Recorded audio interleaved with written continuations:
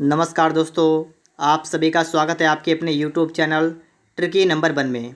दोस्तों, इस वीडियो में हम लोग मध्यकालीन भारत के इतिहास के बारे में चर्चा, तो आप लोग इस पूरी वीडियो को देख लीजिएगा, जिससे आप लोग मध्यकालीन भारत के इतिहास के बारे में अच्छी तरीके से समझ सकें और जिस टाइप के वहाँ से प्रश्न आपके एग्ज़ाम में आते हैं वो भी आपको यहाँ से देखने को मिल सकें। तो आप लोग वीडियो में लास्ट तक बने रहिएगा। और अगर आप लोगों ने इससे पहले के जो और भी वीडियो है, प्राचीन भारत का इतिहास है और भी कई सब्जेक्ट होते हैं, ठीक है, जीके में, तो अगर आपको उनके वीडियो देखने हैं तो आप लोग वो भी देख सकते हैं। तो यहाँ पर हम लोग स्टार्ट करेंगे सबसे पहले भारत पर मुस्लिम आक्रमण, ठीक है। तो टॉपिक वाइज हम यहाँ से पढ़ेंगे और पूरा मध्यकालीन भारत जो है हमारा लगभग 2 घंटे में ख़त्म होगा, ठीक है। तो आप यहाँ पर बने रहिएगा। तो देखिएगा, यहाँ पर हम स्टार्ट करते हैं प्रश्न नंबर 1 से, ठीक है। पैगंबर हजरत मोहम्मद का जन्म कब हुआ था? तो कब हुआ था? 570 ईस्वी में हुआ था।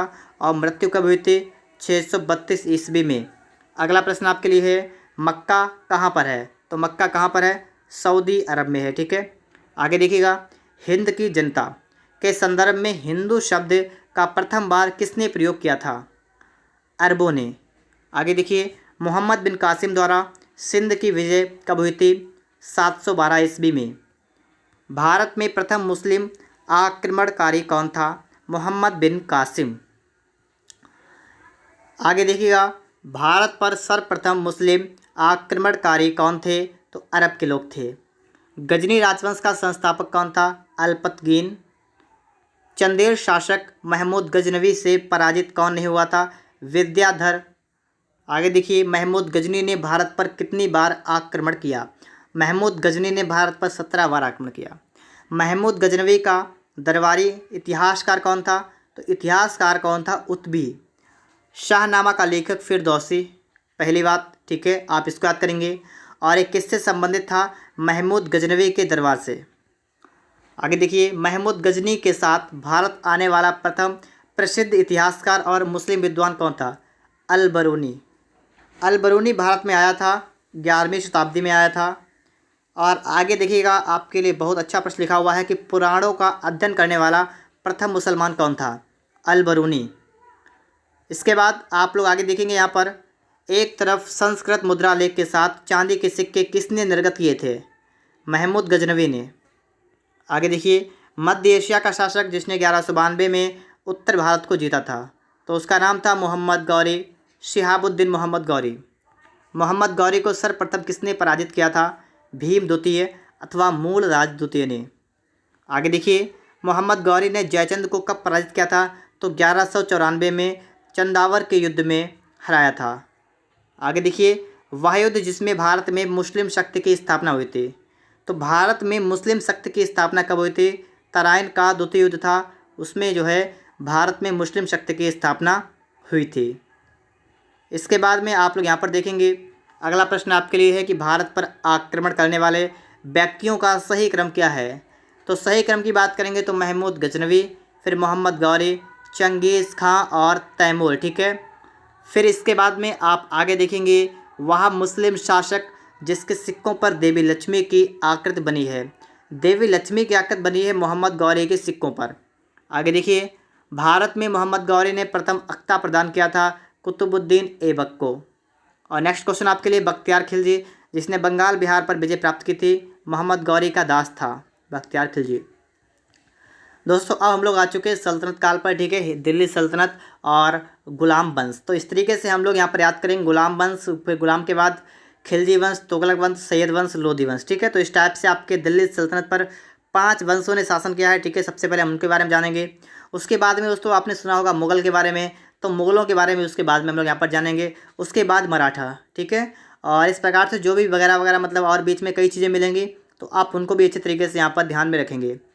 तो स्टार्ट करते हैं। यहाँ पर प्रत्येक प्रश्न आपके एग्ज़ाम की दृष्टि से इम्पॉर्टेंट है, इसलिए आपको अच्छे तरीके से याद करना है। अगर आपको लगता है कि मेरी स्पीड ज़्यादा है तो आप लोग वीडियो की क्वालिटी को भी थोड़ा बढ़ाइएगा, ठीक है। क्वालिटी को तो बढ़ा लीजिएगा, साफ दिखेगा, और स्पीड को थोड़ा कम कर लीजिएगा, जिससे कि आपको आसानी से सुनाई भी दे सके। गुलाम वंश का संस्थापक कौन था?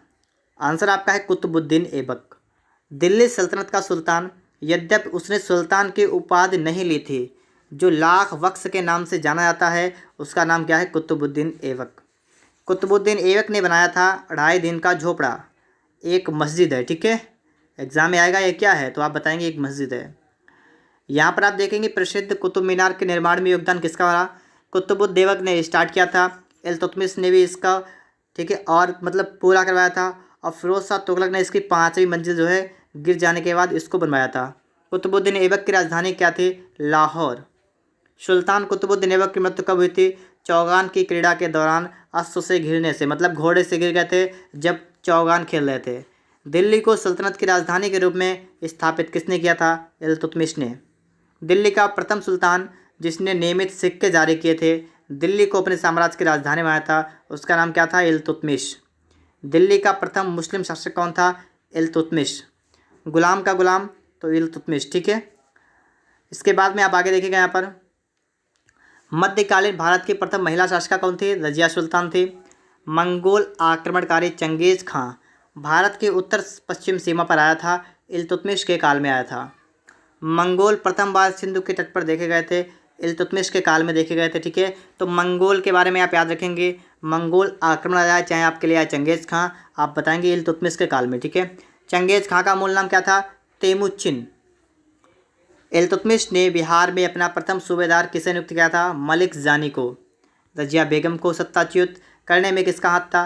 तुर्कों का हाथ था। आगे देखिए, दिल्ली के सुल्तान बलबन का पूरा नाम क्या है? गयासुद्दीन बलबन। बलबन का पूरा नाम गयासुद्दीन बलबन। यहाँ पर आप देखेंगे दिल्ली का वह सुल्तान जिसके विषय में कहा गया उसने रक्त और लौह की क्रांति अपनाई, नीति अपनाई। ठीक है, रक्त और लौह की नीति बलबन ने अपनाई थी। अपनी शक्ति को समेकित करने के बाद बलबन ने धारण की थी जिले इलाही की उपाधि। भारत में प्रसिद्ध त्यौहार नवरोज का आरंभ किसने किया था? बलबन ने आरंभ किया था। सुल्तान बलबन का महत्वपूर्ण कार्य क्या था? तो बलबन का कार्य क्या है? देखिए, सबसे पहले नियामत ए खुदाई के सिद्धांत पर प्रतिपादन किया था। तुर्का ने चहलगानी का मतलब दमन किया, मतलब समाप्त कर दिया था। बंगाल के विद्रोह का भी दमन किया था। और देखिए नोट में एक मेन पॉइंट है, मतलब कि नासिरुद्दीन महमूद ने उलूग खां की उपाधि दी थी, किसको? बलबन को। ठीक है, तो ये 4 पॉइंट थे, आप इनको क्लियर रखेंगे। आगे देखिए, इसके बाद गढ़मुक्तेश्वर की मस्जिद की दीवारों पर अपने शिलालेख में स्वयं को खलीफा का सहायक किसने कहा था? तो बलबन ने कहा था स्वयं को खलीफा का सहायक। अब बात करेंगे हम लोग यहाँ पर खिलजी वंश के बारे में। ठीक है, और अगर आपको कभी कभी ये आता है कि आप जितने वंश हुए उनको सभी को लाइन से लगाइए, तो देखिएगा मैं आपको एक ट्रिक बताता हूँ अभी यहाँ पर वंशों को लाइन से याद करने की ट्रिक। आप याद करेंगे जीके तो सरल लगती है, सरल लगती है। देखिएगा अब मैं आपको बता रहा हूँ इसका ट्रिक क्या रहेगा आपका। जी का मतलब क्या रहेगा? गुलाम वंश। ठीक है, के का मतलब क्या रहेगा? के का मतलब है खिलजी वंश।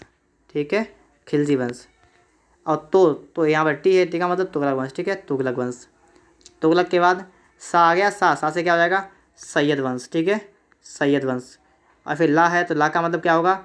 लोधी वंश। ठीक है, मैंने आपको 5 वंश बता दिए हैं, गुलाम वंश, खिलजी वंश, तुगलक वंश, सैयद वंश, लोधी वंश। तो जी के तो सरल लगती है, आप इस वाक्य को याद रखिएगा। आपके अगर एग्जाम में आता है कि कौन सा वंश पहले आया था कौन सा बाद में आया था, तो आप आसानी से यहाँ पर बता सकते हैं।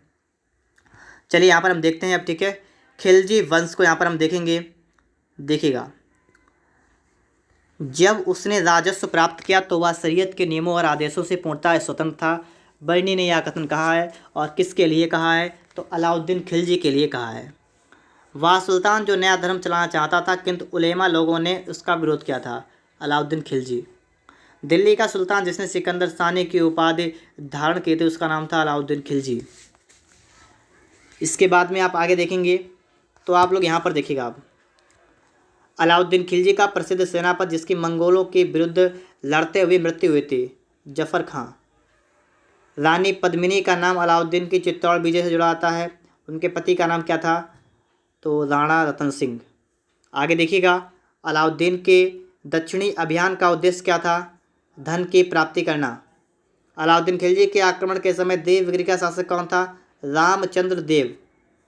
दिल्ली के वह सुल्तान जिन्होंने फसल का आधा राजस्व के रूप में दावा किया था, उनका नाम था क्या था?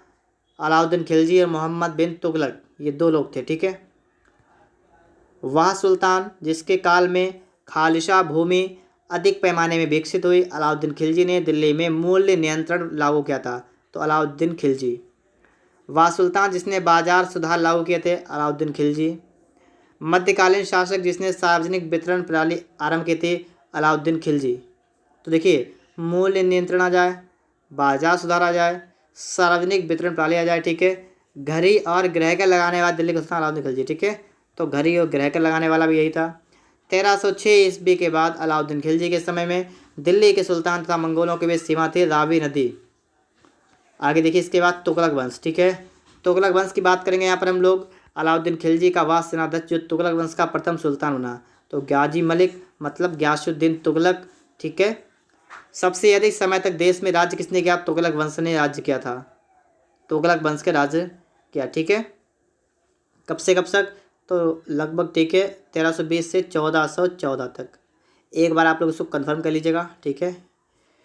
दिल्ली सल्तनत का सर्वाधिक विद्वान शासक जो खगोल शास्त्र, गणित, आयुर्विज्ञान सहित अनेक विद्याओं में माहिर था, उसका नाम क्या था? मोहम्मद बिन तुगलक।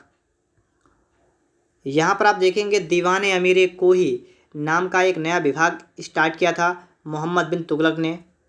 दिल्ली का सुल्तान जिसने एक पृथक कृषि विभाग की स्थापना की थी एवं फसल चक्र की योजना बनाई थी, तो किसने? मोहम्मद बिन तुगलक ने। मोहम्मद बिन तुगलक अपनी राजधानी दिल्ली से ले गया था दौलताबाद। भारत में सर्वप्रथम सांकेतिक मुद्रा का प्रचलन हुआ था, इसे हम कह सकते हैं प्रतीक मुद्रा। तो सांकेतिक मुद्रा अगर आ जाए या प्रतीक मुद्रा आ जाए तो आप बताएंगे मोहम्मद बिन तुगलक। मोहम्मद तुगलक की प्रतीक मुद्रा योजना क्यों असफल हुई थी? क्योंकि मुद्रा निर्गमन में उचित नियंत्रण नहीं था। मूर देश मतलब मोरक्को कहाँ? अफ्रीका महाद्वीप में, ठीक है। इसका यात्री था एक इब्न बतूता आया था, और वो आया था मोहम्मद बिन तुगलक के शासनकाल में। सल्तनत काल में डाक व्यवस्था का विस्तृत विवरण दिया गया है, तो डाक व्यवस्था का विवरण दिया है इब्न बतूता ने। होली त्यौहार के सार्वजनिक उत्सव में भाग लेने वाला दिल्ली का प्रथम सुल्तान कौन था? मोहम्मद बिन तुगलक। वह शासक जिसकी मृत्यु पर इतिहासकार बदायूं ने लिखा है कि सुल्तान को अपनी प्रजा को सुल्तान से मुक्ति मिल गई है, तो मोहम्मद बिन तुगलक के मरने पर लिखा था, ठीक है। दिल्ली का वह सुल्तान जिसने बेरोजगारों के सहायतार्थ रोजगार कार्यालय की स्थापना की थी, तो फिरोज शाह तुगलक ने। आगे हम लोग यहाँ बात करेंगे आगे दिल्ली का सुल्तान जो दान दक्षिणा के बारे में काफ़ी ध्यान रखता था, इसके लिए एक दीवान खैरात स्थापित किया था, एक विभाग था। तो खैरात किसके लिए था? दान दक्षिणा के लिए था, और स्टार्टिंग की थी फिरोज शाह तुगलक ने। सभी बातों को याद रखिएगा, आपके एग्जाम में इस टाइप से आता है कि दीवान खैरात ये विभाग था, किसका मतलब किस टाइप का विभाग था, तो आप बताएंगे ये दान विभाग था। ऐसे भी प्रश्न आपके एग्जाम में आते हैं। वह सुल्तान जिसके दरबार में सबसे अधिक गुलाम थे? फिरोज शाह तुगलक। किस सुल्तान ने एक अलग विभाग आरिज मतलब दीवान आरिज या दीवान अर्ज, ऐसे भी आपके एग्जाम में आता है, तो आप बताएंगे बलबन ने स्टार्टिंग किया था। सेना के घोड़ों को दागने की प्रथा अलाउद्दीन खिलजी ने स्टार्ट की थी। मोहम्मद बिन तुगलक के बाद दिल्ली की गद्दी पर कौन बैठा था? फिरोज शाह तुगलक। सबसे पहले ग्यासुद्दीन तुगलक, फिर मोहम्मद बिन तुगलक, फिरोज शाह तुगलक। गुलामों का एक अलग विभाग स्थापित किसने किया था? फिरोज शाह तुगलक ने। यहाँ पर देखिए, सर्वप्रथम लोक निर्माण विभाग की स्थापना किसने की थी? फिरोज शाह तुगलक ने की थी। दिल्ली का वह सुल्तान जो भारत में नहरों के सबसे बड़े जाल का निर्माण करने के लिए प्रसिद्ध है, उसका नाम क्या है? फिरोज शाह तुगलक। हक ए शर्ब मतलब सिंचाई कर लगाने वाला दिल्ली का प्रथम सुल्तान कौन था? फिरोज शाह तुगलक था। दिल्ली का सुल्तान जिसने ब्राह्मणों पर जजिया का लगाया था? फिरोज शाह तुगलक ने लगाया था। वह सुल्तान जिसने फलों की गुणवत्ता सुधारने के लिए उपाय किए थे? फिरोज शाह तुगलक ने। टोपरा और मेरठ से 2 स्तंभ अभिलेख अशोक के लेख थे, और उनको दिल्ली लाया गया था फिरोज शाह तुगलक, ठीक है। फिरोज शाह तुगलक इनको दिल्ली में लाया गया था। यहाँ पर आप देखेंगे दिल्ली का वह सुल्तान जिसने इस उद्देश्य से एक अनुवाद विभाग की स्थापना की थी कि दोनों संप्रदायों के लोगों के एक दूसरे के विचारों की समझ बेहतर हो सके, तो फिरोज शाह तुगलक ने। राज्य के खर्च पर हज की व्यवस्था करने वाला पहला भारतीय शासक कौन था? फिरोज शाह तुगलक था। फिरोज शाह तुगलक द्वारा दारुल सफ़ा स्टार्ट किया गया था, इसकी क्या था? खैराती अस्पताल था। दिल्ली सल्तनत के तुगलक राजवंश का अंतिम शासक कौन था? नासिरुद्दीन महमूद। वह शासक जिसके शासनकाल में तैमूर ने भारत पर आक्रमण किया था, तो आप बताएंगे नासिरुद्दीन महमूद के शासनकाल में, ठीक है। तैमूर लंग ने भारत पर कब आक्रमण किया? 1398 में भारत पर आक्रमण किया था। इसके बाद आप आगे देखेंगे तैमूर के आक्रमण के बाद भारत में जिस राज्य का उदय हुआ वह सैयद वंश। अब दोस्तों यहाँ पर आपको सैयद वंश नहीं दे रखा है, तो इसका मतलब सैयद वंश से आपके एग्जाम में ज़्यादा प्रश्न नहीं बनते हैं, ठीक है। तो यहाँ पर आप देखेंगे अब लोधी वंश, ठीक है। लोधी वंश यहाँ पर स्टार्ट होता है हमारा। खिलजी वंश, फिर तुगलक, फिर सैयद, फिर लोधी। शासकों में से अफगान मूल के निवासी कौन थे? तो लोधी शासक थे, वो अफगान के निवासी थे। दिल्ली की राजगद्दी पर अफगान शासक का सही क्रम क्या है? सबसे पहले बहलोल लोधी, फिर सिकंदर लोधी, फिर इब्राहिम लोधी। 3 लोग लगातार आए, तो आप इनका सन याद करेंगे। 1451 से 1489 तक बहलोल लोधी, 1489 से 17 तक सिकंदर लोधी, और 17 से 26 तक इब्राहिम लोधी। महाराणा सांगा ने इब्राहिम लोधी को परास्त किया था खतौली के युद्ध में, मतलब खतौली के युद्ध में। वह मध्यकालीन सुल्तान जिसे आगरा शहर के नींव डालने और उसे सल्तनत काल की राजधानी माना से आता है सिकंदर लोधी को, ठीक है। सिकंदर लोधी ने आगरा शहर की स्थापना की थी, कब की थी? तो ये की थी लगभग 1504 में, ठीक है, 1504 में की थी, ठीक है। इसके बाद में आगे देखेंगे हम लोग, यहाँ पर लिखा है गुलरुखी उपनाम से कविताएं कौन लिखता था? तो सिकंदर लोधी लिखता था। अन्न के ऊपर कर समाप्त करने के लिए जाना जाता है सिकंदर लोधी। और फिर दोस्तों आगे देखिए आप लोग, यहाँ पर वही प्रश्न आ गया जो मैंने आपको बताया था कि दिल्ली पर शासन करने वाले वंशों का सही क्रम। तो जी के तो सरल लगती है, गुलाम, खिलजी, तुगलक, सैयद, लोधी, ये 5 वंश आपके मैंने आपको बताया था। जी के तो सरल लगती है, आप इसको याद करिएगा, आपको 5 वंश एक तरफ से याद हो जाएंगे। यहाँ पर बलवन, इल्तुतमिश, कुतुबुद्दीन ऐबक, इब्राहिम लोधी में से वह शासक जो गुलाम वंश का नहीं था। तो यहाँ पर आप देखिएगा इब्राहिम लोधी तो लोधी वंश का था, तो गुलाम वंश का नहीं था, ठीक है। अब यहाँ पर हम लोग बात करेंगे विजयनगर साम्राज्य के बारे में। तो यहाँ पर आप लोग देखिएगा विजयनगर साम्राज्य, विजयनगर राज्य की स्थापना किसने की थी? हरिहर बुक्का ने की थी, ठीक है। अपनी मधुरा विजय कृति में अपने पति के विजय अभियानों का वर्णन किसने किया है? तो गंगा देवी ने किया है। विजयनगर का पहला शासक जिसने बहमनियों से गोवा को छीना था, हरिहर द्वितीय। प्रमुख तथ्य के बारे में यहाँ पर अब हम लोग थोड़ी सी चर्चा करेंगे। तो यहाँ पर आप सबसे पहले देखेंगे कि नरसिंह शालुब, आप यहाँ पर देखिएगा क्या लिखा हुआ है कि नरसिंह शालुब ने संगम वंश का अंत किया था और उसने राज सिंहासन छीनकर शालुब वंश आरंभ किया था। तो संस्थापक कौन? नरसिंह शालुब है, ठीक है। वीर नरसिंह ने राजा शालुब शासक को गद्दी से उतारकर राज सिंहासन छीना था, और वीर नरसिंह के उत्तरावर्ती कौन थे? अनुज, उनके अनुज थे कृष्णदेव राय। और दोस्तों उसके बाद में देखिए आप लोग कृष्णदेव राय के बाद में कौन था? चचेरे भाई थे अच्युत देव। तो इस टाइप से ये शालुब वंश चला था, ठीक है। आगे देखिएगा विजयनगर के राजा कृष्णदेव राय ने गोलकुंडा का युद्ध जिस राजा के साथ लड़ा था, उस राजा का नाम क्या था? तो उसका नाम क्या था? कुली कुतुब शाह। कृष्णदेव राय के दरबार में अष्टदिग्गज थे, 8 तेलुगु कवि थे। वहाँ जिसे आंध्र भोज कहा जाता है कृष्णदेव राय को। आगे है आपका प्रसिद्ध विजयनगर शासक कृष्णदेव राय के अधीन स्वर्णयुग क्या था? तो तेलुगु साहित्य था स्वर्णयुग, ठीक है, तेलुगु साहित्य। यहाँ पर आप देखेंगे इसके बाद में कृष्णदेव राय ने स्थापना किसकी की थी? नागलपुर नगर की स्थापना की थी कृष्णदेव राय ने। विजयनगर का प्रसिद्ध हजारा मंदिर निर्मित हुआ था, तो कृष्णदेव राय के शासनकाल में निर्मित हुआ था। अब्दुल रज्जाक विजयनगर कब आया था? देवराय द्वितीय के राजकाल में आया था। निकोलो कोंटी था इटली का एक यात्री था जिसने देवराय प्रथम के समय विजयनगर साम्राज्य के यात्रा की। आगे देखिएगा वैदिक ग्रंथों के भाष्यकार सायण को आश्रय प्राप्त था विजयनगर राजाओं का। 1565 ईस्वी में प्रसिद्ध युद्ध हुआ था, तालीकोटा का युद्ध हुआ था, ठीक है, 1765 में, ठीक है। तालीकोटा का युद्ध लड़ा गया था विजयनगर और बीजापुर, अहमदनगर और गोलकुंडा की सेनाओं के बीच में लड़ा गया था तालीकोटा का युद्ध।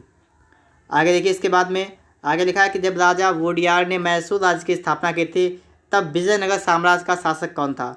तो वेंकट द्वितीय था, ठीक है, वेंकट द्वितीय। विजयनगर के शासक कृष्णदेव की कराधान व्यवस्था की विशेषता क्या थी? तो भूमि की गुणवत्ता के आधार पर भू राजस्व की दर नियत होती थी। कारखानों के निजी स्वामी एक औद्योगिक कर देते थे।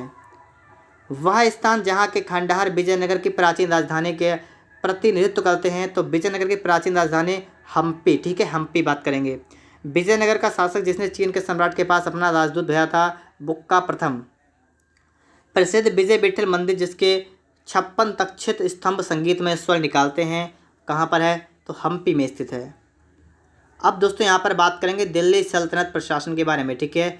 दिल्ली सल्तनत प्रशासन मतलब शासन व्यवस्था कैसी थी, अभी आपने पढ़ा था दिल्ली सल्तनत के बारे में कि गुलाम वंश, तुगलक वंश, सैयद वंश, लोधी वंश, ठीक है, सभी वंश आपने पढ़े थे अभी। अब उसके प्रशासन के बारे में कि किस चीज़ का काम क्या था, उसके बारे में अभी हम लोग यहाँ पर देखेंगे। तो चलिए देखते हैं यहाँ पर। सबसे पहले इतिहासकार बर्नी ने दिल्ली के सुल्तानों के अधीन भारत में शासन को वास्तव में इस्लामी नहीं माना है। और इस्लामी क्यों नहीं माना है? अधिकतर आबादी इस्लाम का अनुसरण नहीं करती थी, ठीक है। आगे दोस्तों आप यहाँ पर देखेंगे इस सल्तनत काल के अधिकांश अमीर सुल्तान कौन थे? तो तुर्क वर्ग के लोग थे। यहाँ पर आप देखिएगा इक्ता क्या थी? तो इक्ता क्या थी? एक राजस्व एकत्रित करने की व्यवस्था थी। सियासतनामा इक्ता व्यवस्था की जानकारी का स्रोत था। मुक्ति को इक्ता से एकत्रित राजस्व से सैनिक रखने पड़ते थे। अब यहाँ पर आपके लिए आ चुका है वेरी वेरी इंपॉर्टेंट प्रश्न आपके लिए यहाँ पर आ चुके हैं। विभाग और किस सुल्तान ने कौन सा विभाग चलाया था? एग्ज़ाम में आता है दीवाने बंदगान, तो ये किसने चालू किया था? फिरोज शाह तुगलक के काल में चला था, ठीक है। दीवाने अर्ज बलबन के काल में चला था। दीवाने मुस्तखराज तो अलाउद्दीन खिलजी। और अलाउद्दीन खिलजी और यहाँ पर बात की गई मुस्तखराज की, तो क्या था? ये राजस्व विभाग था। दीवाने अमीर कोही कौन था? ये मोहम्मद बिन तुगलक के शासनकाल में चला था विभाग, क्या कृषि विभाग है ये। दीवाने खैरात की बात करेंगे तो फिरोज शाह तुगलक के काल में चला था, दान विभाग है। दीवाने रियासत की बात करेंगे अलाउद्दीन खिलजी के काल में चला था, बाजार नियंत्रण विभाग है, ठीक है। तो आप लोग चाहें तो इसका एक स्क्रीनशॉट लेकर इसको याद भी कर सकते हैं। आगे यहाँ पर देखेंगे विभाग उसका कार्य, यहाँ पर भी वही बात है। दीवाने अर्ज, दीवाने अर्ज कहें चाहे दीवाने आरिज कहें तो आप समझ जाएंगे, बलबन ने इसको चालू किया था और ये सेना विभाग से संबंधित था। दीवाने रिसालत, ठीक है, तो धार्मिक मुद्दों से संबंधित विदेश विभाग से भी संबंधित था। दीवाने इंशा क्या था? सरकारी पत्र व्यवहार से संबंधित था। और दीवाने वजारत की यहाँ पर अगर हम लोग बात करेंगे तो वित्तीय मामला से संबंधित। वह राजवंश जिसके अंतर्गत विजारत का चरमोत्कर्ष हुआ था, तो विजारत के बारे में बात की गई थी तुगलक राजवंश में। भूमि उत्पादन पर लगने वाले कर को क्या कहा जाता था? तो खराज भी था, उस्र मुक्तई। आगे पूछा गया है कि मध्यकाल में इक्ता व्यवस्था किसने स्टार्ट किया था? तो इक्ता व्यवस्था इल्तुतमिश के काल में स्टार्ट किया गया था। अब आप लोग यहाँ पर देखेंगे कि सल्तनत काल में भू राजस्व का सर्वाधिक ग्रामीण अधिकारी कौन था? तो चौधरी। शर्ब कर लगाया जाता था, तो सिंचाई कर था एक। जवाबित का संबंध किससे था? राज्य कानून धर्मनिरपेक्ष से। आगे पूछा गया हदीस है एक, तो हदीस क्या है? इस्लामिक कानून। आगे देखिएगा सल्तनत काल में फवाजिल का अर्थ क्या होता है? तो फवाजिल कहते हैं इक्तादारों द्वारा सरकारी खजाने में जमा की जाने वाली राशि। सल्तनत काल में दो प्रमुख मुद्राएं कौन कौन सी थीं? तो एक तो जीतल था, टंका, ठीक है। इल्तुतमिश के काल में स्टार्ट हुआ था, चांदी का टंका और तांबे का जीतल। देखिए यहाँ लिखा है टंका नामक चांदी का सिक्का किसने चालू किया था? तो इल्तुतमिश ने। और सल्तनत काल के सिक्के टंका और ससगनी एवं जीतल थे, तो चांदी के भी थे और तांबे के भी थे, ठीक है। फिर इसके बाद में आप लोग आगे देखेंगे यहाँ पर बगदाद के अंतिम खलीफा का नाम सर्वप्रथम अंकित कहाँ हुआ था? अलाउद्दीन मशहूर शाह के सिक्कों पर अंकित हुआ था। अब हम लोग यहाँ पर बात करते हैं दिल्ली सल्तनत कला एवं सब स्थापत्य कि जो दिल्ली सल्तनत के बारे में आप पढ़ चुके हैं, कौन कौन से 5 राजवंश थे और उनमें कौन कौन सी कला और स्थापत्य, ठीक है, जो कुछ भी यहाँ पर अच्छी चीज़ें थी, मतलब कला वगैरह स्थापत्य वगैरह, वो सब आपको यहाँ पर मिलेगा। अब उसके बाद में आपका आएगा क्या? मुग़ल काल। तो चलिए पहले हम इसके बारे में देख लेते हैं। यहाँ पर सबसे पहला प्रश्न आपका लिखा हुआ है कि अलाई दरवाज़ा का निर्माण किसने करवाया था? अलाई दरवाज़ा अलाउद्दीन खिलजी। कुतुबुद्दीन ऐबक इल्तुतमिश अलाउद्दीन खिलजी। फिरोज शाह तुगलक में से जिसने कुतुब मीनार के निर्माण में योगदान नहीं दिया था? देखिए कुतुबुद्दीन ऐबक ने स्टार्ट किया था, इल्तुतमिश ने उसको पूर्ण कराया था और फिरोज शाह तुगलक ने उसकी 5वीं मंजिल क्षतिग्रस्त हो गई तो उसको बनाया था, लेकिन अलाउद्दीन खिलजी ने इसमें अपना कोई योगदान नहीं दिया था, तो अलाउद्दीन खिलजी इसका राइट आंसर बन जाएगा। इसके बाद में देखिएगा आप लोग यहाँ पर वह सुल्तान जिसने कुतुब मीनार की 5वीं मंजिल का निर्माण कराया था उसका नाम क्या था? तो फिरोज शाह तुगलक, ठीक है। फिरोज शाह तुगलक ने 5वीं मंजिल, मैंने बताया था भी आपको, ठीक है। भारत में प्रथम मकबरा जो शुद्ध इस्लामी शैली में निर्मित है कौन सा है? बलबन का मकबरा, ठीक है। आगे दोस्तों आपके लिए प्रश्न लिखा हुआ है कीर्ति स्तंभ प्रशस्ति के रचयिता कौन थे? तो कौन थे? अत्रि और महेश, ठीक है। और लिखा है चित्तौड़ का कीर्ति स्तंभ निर्मित हुआ था राणा कुंभा के शासनकाल में निर्मित हुआ था। अब आगे आप यहाँ पर देखेंगे लिखा है कि स्थल और स्थापत्य। तो स्थापत्य की बात करेंगे मतलब कौन चीज़ कहाँ पर स्थित है, ठीक है। तो आप यहाँ पर देखेंगे कुब्बतुल इस्लाम मस्जिद कहाँ पर है? दिल्ली में है। अटाला मस्जिद जौनपुर में है। जहाज़ महल मालवा में है। तो 3 पॉइंट यहाँ से देखिएगा और आगे के भी आपके 3-4 पॉइंट देखिएगा। मेहराब के निचली सतह पर कमल कली की झालर तो किस वंश से संबंधित है? खिलजी वंश से है। अष्टभुजीय मकबरों का उदय तुगलक वंश में हुआ था। स्तंभों में बोधि गोई का प्रयोग विजयनगर। और आगे देखिएगा झुकी हुई दीवारों के साथ विशाल मुख्य द्वार तो शर्की। चलिए इसके बाद में हम बात कर लेते हैं दिल्ली सल्तनत साहित्य के बारे में। तो यहाँ पर देखिएगा दिल्ली सल्तनत साहित्य। साहित्य में आप देखेंगे सबसे पहले तो आपके लिए यहाँ पर है किताबुल हिंद। रचना के प्रसिद्ध लेखक कौन हैं? तो किताबुल हिंद रचना किसने लिखी? अल बरूनी ने लिखी, ठीक है। तूतीय हिंद अमीर खुसरो की रचना है, ठीक है। रचना नहीं है, तूतीय हिंद अमीर खुसरो को ही कहते हैं। चलिए मुझे इतना अभी कंफर्म नहीं हो रहा है, ठीक है। आप चाहें तो आप सर्च कर सकते हैं तूतीय हिंद। हमारे हिसाब से अमीर खुसरो का ही नाम है तूतीय हिंद, ठीक है। हो सकता है रचना भी हो, ठीक है। तो आप चेक कर लीजिएगा इस बात को। अमीर खुसरो का जन्म कहाँ पर हुआ था? कासगंज के पटियाले में। अमीर खुसरो ने अग्रगामी की भूमिका निभाई थी खड़ी बोली के विकास में। हिंदी में भी आपके लिए प्रश्न आता है कि खड़ी बोली के विकास में सर्वाधिक योगदान किसका रहा? तो आप बता देंगे अमीर खुसरो का। दिल्ली के 7 से अधिक सुल्तानों का शासनकाल किसने देखा था? तो अमीर खुसरो ने देखा था और शेख निजामुद्दीन औलिया ने भी देखा था। प्रसिद्ध कवि अमीर खुसरो के दरबार में आते थे, अलाउद्दीन खिलजी के दरबार में आते थे। इसके बाद में आपसे पूछा गया है कि अमीर खुसरो कौन थे? तो एक कवि थे, इतिहासकार थे, संगीतज्ञ थे। नई फारसी शैली काव्य शैली है कि सबक ए हिंदी हिंदुस्तानी शैली के जन्मदाता कौन थे? तो अमीर खुसरो। किताबे नौरस लिखी गई थी। किताबे नौरस किसने लिखी थी?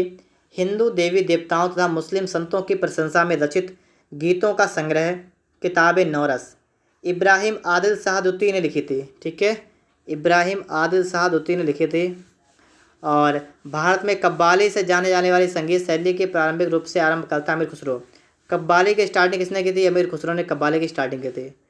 तबकात ए नासिरी का लेखक कौन है? मिनहाज उस सिराज। वह भाषा जिसे दिल्ली सुल्तानों ने संरक्षण प्रदान किया था उसका नाम था फारसी भाषा। यहाँ पर आप देखेंगे लिखा है कि अपभ्रंश शब्द का प्रयोग मध्यकाल में संस्कृत ग्रंथों में होता था। तो यहाँ पर आप देखिएगा कुछ आधुनिक भारतीय भाषाओं के आरंभिक रूपों को इंगित करने के लिए, ठीक है, इसका, ठीक है, क्या लिखा है कि इसका प्रयोग होता था, ठीक है दोस्तों। यहाँ पर हम लोग बात करेंगे लेखक और उनकी रचना या पुस्तकें। तो देखिएगा यहाँ पर सबसे पहले देखिएगा तारीख़ फ़िरोज़ शाही के लेखक कौन है? तो जियाउद्दीन बर्नी, ठीक है, जियाउद्दीन बर्नी इसके लेखक हैं। और हसन निजामी की पुस्तक का नाम है ताजुल मासिर, हसन निजामी। तबकात नासिरी की पुस्तक का नाम क्या है? गलत कह रहा हूँ मैं। तबकात नासिरी किसकी पुस्तक है? तो मिनहाज उस सिराज की है, अभी आपके लिए इससे पहले आ चुका था। तारीख़ मुबारक शाही किसकी है? याहिया बिन अहमद। दोस्तों ये जितनी भी हैं हिस्ट्री की पुस्तकें सभी को याद करिएगा। ये अगर आप एक बार याद कर लेंगे तो आपको हमेशा के लिए याद हो जाएंगे, ठीक है। लेकिन करंट वाली पुस्तकों में क्या होता है कि अगर आप एक बार याद करेंगे तो आप भूल भी सकते हैं, या डेली आपके लिए नई नई करंट की जो आपकी मतलब जो पुस्तकें होती हैं वो आती रहती हैं। लेकिन जो आपकी इतिहास वाली हैं तो वो तो आपकी वही रहेंगी, तो आप उनको जरूर याद करिएगा, ठीक है।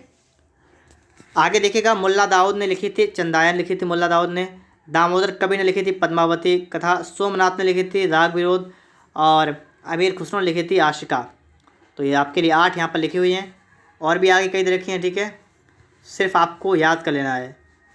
तारीख़ फ़िरोज़ शाही, ठीक है, ये पुस्तक किसने लिखी थी? आपने ऊपर पढ़ा था भी जियाउद्दीन बर्नी, और इन्हीं का दूसरा नाम क्या लिखा है? शम्स ए सिराज अफ़ीफ़। तुगलकनामा ये किसने लिखा? अमीर खुसरो ने लिखा है। हुमायूं नामा गुलबदन बेगम, गुलबदन बेगम के बारे में आप आगे देखेंगे अभी। तारीख़ हिंद किताबुल हिंद तो अल बरूनी, ठीक है। और तारीख़ दिल्ली खुसरो। रहला किसकी? रहला तो रहला है इब्न बतूता। इब्न बतूता किसके शासनकाल में आया था?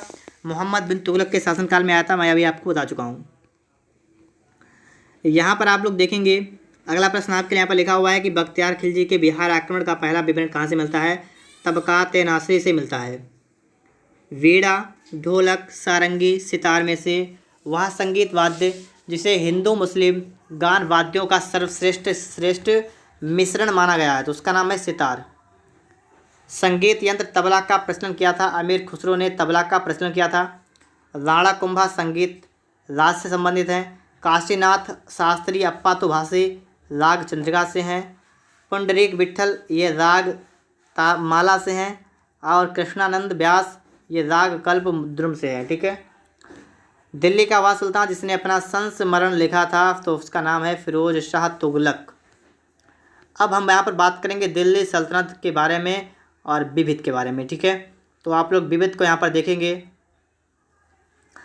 लिखा है विविध में सबसे पहले भारत में पोलो खेल का प्रचलन कब किया गया था? तो तुर्कों ने किया था। दस्तार बंदान कौन थे? तो उलेमा थे। अब यहाँ पर आपको सुल्तान याद करना है और आपको राज्य याद करना है।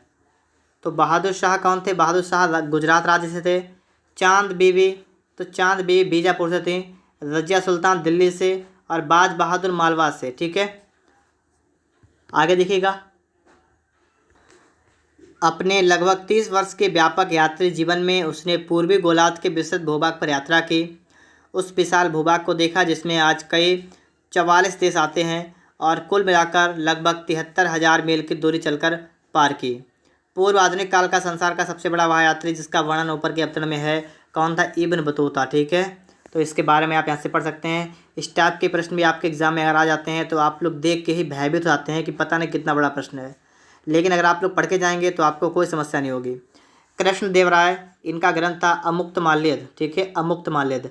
महेंद्र वर्मन का था मत्त विलास पर हसन। भोजदेव का था समरांगण सूत्रधार। और सोमेश्वर का है मानसोल्लास। ठीक है, फिर इसके बाद में आप यहाँ पर देखेंगे सती प्रथा, बाल विवाह, जौहर प्रथा में से वह प्रथा जिसकी शुरुआती राजपूतों के समय हुई थी। तो जौहर प्रथा की शुरुआत जो है वो राजपूतों के समय में हुई थी। प्लासी का आयोग 1757 में हुआ था। कलिंग का आयोग 261 में हुआ था। हल्दी घाटी का 1576 में। तराइन का द्वितीय युद्ध 1192 में। चंदावर का युद्ध 1194 में पढ़ चुके हैं, आप लोग पढ़ चुके हैं। ठीक है, तैमूर का आक्रमण 1398 में। ताली कोठा को 1565 में ये पढ़ चुके हैं। और घाघरा का 1529 में। तो आप लोगों ने जो वो ना पढ़ा हो आप उसको पढ़ सकते हैं यहाँ से। ठीक है, आपके एग्ज़ाम में मिलान करने के लिए भी आ सकते हैं ये। फिर आगे आप यहाँ पर देखेंगे शासक और उनके प्रमुख कार्य क्या क्या हैं। तो यहाँ पर आप देखेंगे कि आईने दहसाला, तो अकबर का ये प्रमुख कार्य था। ठीक है, आईने दहसाला। मोहम्मद तुगलक ने प्रतीक मुद्रा या सांकेतिक मुद्रा का प्रचलन किया था। इल्तुतमिश ने चहलगानी अमीर, तुर्कान चहलगानी आपने सुना होगा, तो अमीर इल्तुतमिश ने स्टार्ट किया था। शेर शाह ने ग्रांड ट्रंक रोड आपने सुना है, सड़क ए आज़म। ठीक है, उसकी स्टार्टिंग की थी। 13वीं-14वीं शताब्दी में भारतीय कृषक खेती नहीं करते थे, मक्का की खेती नहीं करते थे। ठीक है, मक्का की खेती नहीं करते थे। तो यहाँ पर आप लोग देखिएगा उत्तर भारत एवं दक्कन के प्रांतीय राजवंश। पहला प्रश्न आपके लिए यहाँ पर लिखा हुआ है, जौनपुर नगर स्थापित किया गया था मोहम्मद बिन तुगलक की स्मृति में और किसने इसकी स्थापना की थी? फिरोज शाह तुगलक ने। शर्की सुल्तानों के शासनकाल में पूर्व का सिराज किसको कहते हैं? जौनपुर को। कश्मीर का शासक जो कश्मीर का अकबर नाम से जाना जाता है उसका नाम है ज़ैनुल आबिदीन। आगे देखिएगा, ज़ैनुल आबिदीन मोहम्मद बिन तुगलक हुसैन शाह शर्की अकबर में से वह शासक जिसने सर्वप्रथम जजिया कर समाप्त किया था। तो सर्वप्रथम जजिया कर समाप्त करने की अगर बात की जाएगी तो आप बताएंगे ज़ैनुल आबिदीन ने। ज़ैनुल आबिदीन द्वारा पूरी की गई कश्मीर की जामा मस्जिद की प्रभावकारी विशेषता में शामिल क्या है? बुर्ज, बौद्ध पैगोडाओं के समान फारसी शैली। मुनि सुंदर सूरी नाथा, टिल्ला भट्ट, मुनि जिन विजय सूरी में से वह विद्वान जो कुंभा के दरबार में नहीं था। तो मुनि जिन विजय सूरी जो थे ये कुंभा के दरबार में नहीं थे। आगे आपको मध्यकालीन भारतीय राज्य दे रखे हैं और वे इस समय कहाँ पर हैं ये आपको दे रखा है, वर्तमान में कहाँ पर हैं।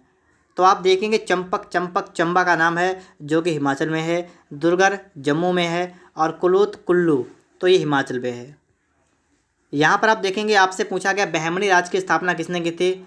अलाउद्दीन हसन ने की थी बहमनी राज्य की स्थापना। ठीक है, अलाउद्दीन हसन ने। बहमनी राज्य की स्थापना कब हुई थी? 1347 में हुई थी, 14वीं सदी में हुई थी। बहमनी राज्य की प्रथम राजधानी क्या थी? तो गुलबर्गा थी इसकी प्रथम राजधानी। अब आपको बताया गया है कि वंश और सल्तनत, तो कौन सा मतलब वंश है वो किस सल्तनत से संबंधित है? जैसे कि आदिल शाही वंश जो है ये बीजापुर सल्तनत से संबंधित है। कुतुब शाही गोलकुंडा, निज़ाम शाही अहमदनगर और शर्की शाही तो जौनपुर से संबंधित हैं। ठीक है। मुस्लिम शासकों में से वह जिसकी धर्मनिरपेक्षता में आस्था के कारण उसकी मुस्लिम प्रजा जगत गुरु कहकर पुकारते थे, तो इब्राहिम आदिल शाह।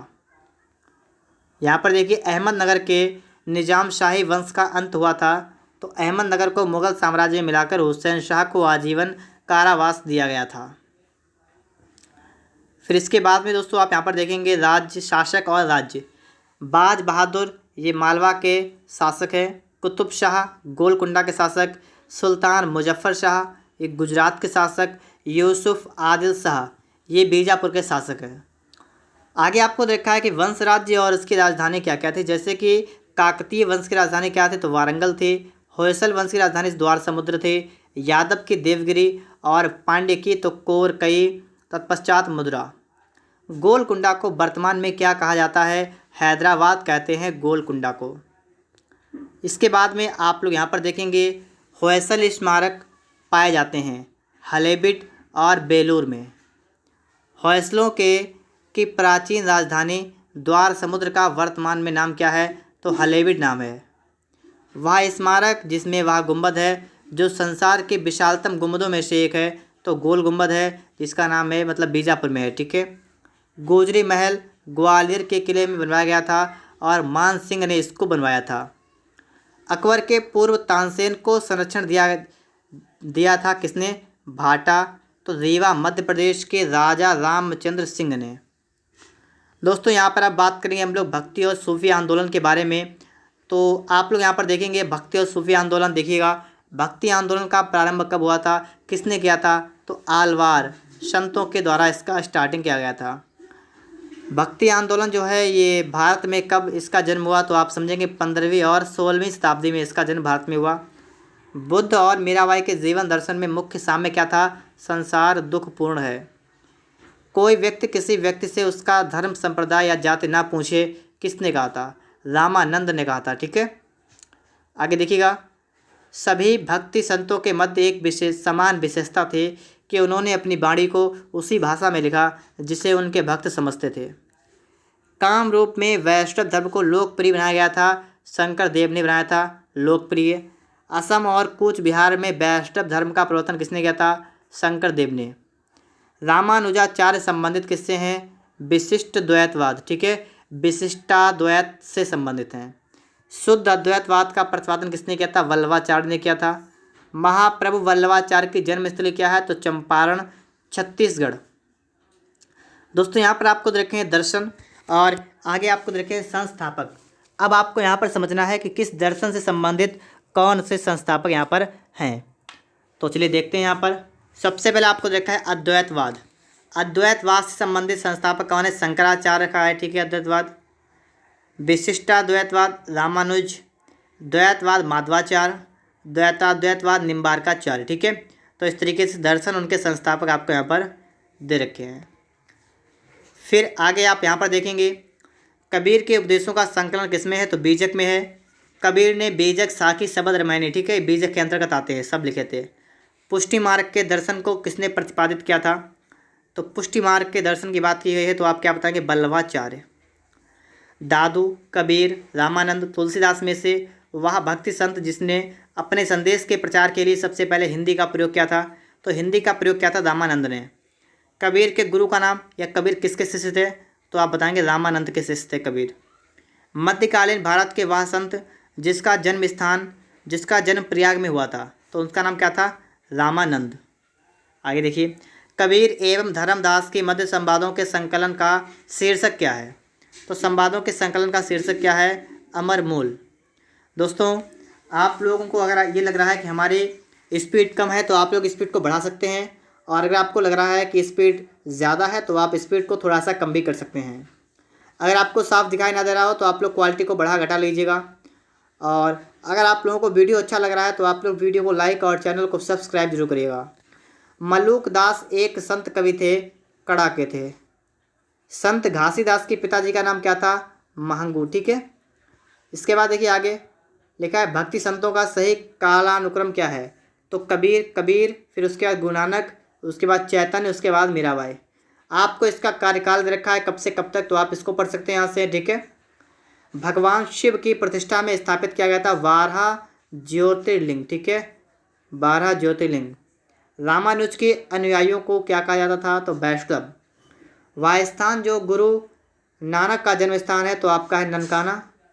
वह शासक जिसके शासन में गुरु नानक देव ने सिख धर्म, लिखा हुआ है, ने सिख धर्म की स्थापना की थी, तो सिकंदर लोधी, सिकंदर लोधी। ठीक है दोस्तों। इसके बाद में आप लोग यहाँ पर देखिएगा आगे। ठीक है, तो आगे आप लोग यहाँ पर देखेंगे ईश्वर केवल मनुष्य में सद्गुण को पहचानता है और उसकी जाति नहीं पूछता। आगामी दुनिया में कोई जाति नहीं होगी। किसने कहा था? गुरु नानक ने कहा था।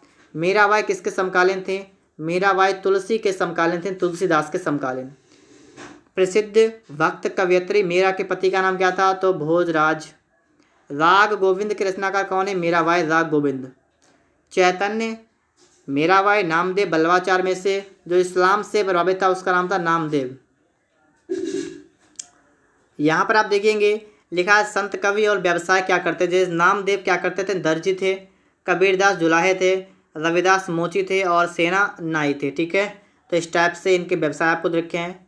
तुलसीदास किसके समकालीन थे? तो अकबर और जहांगीर के समकालीन थे तुलसीदास।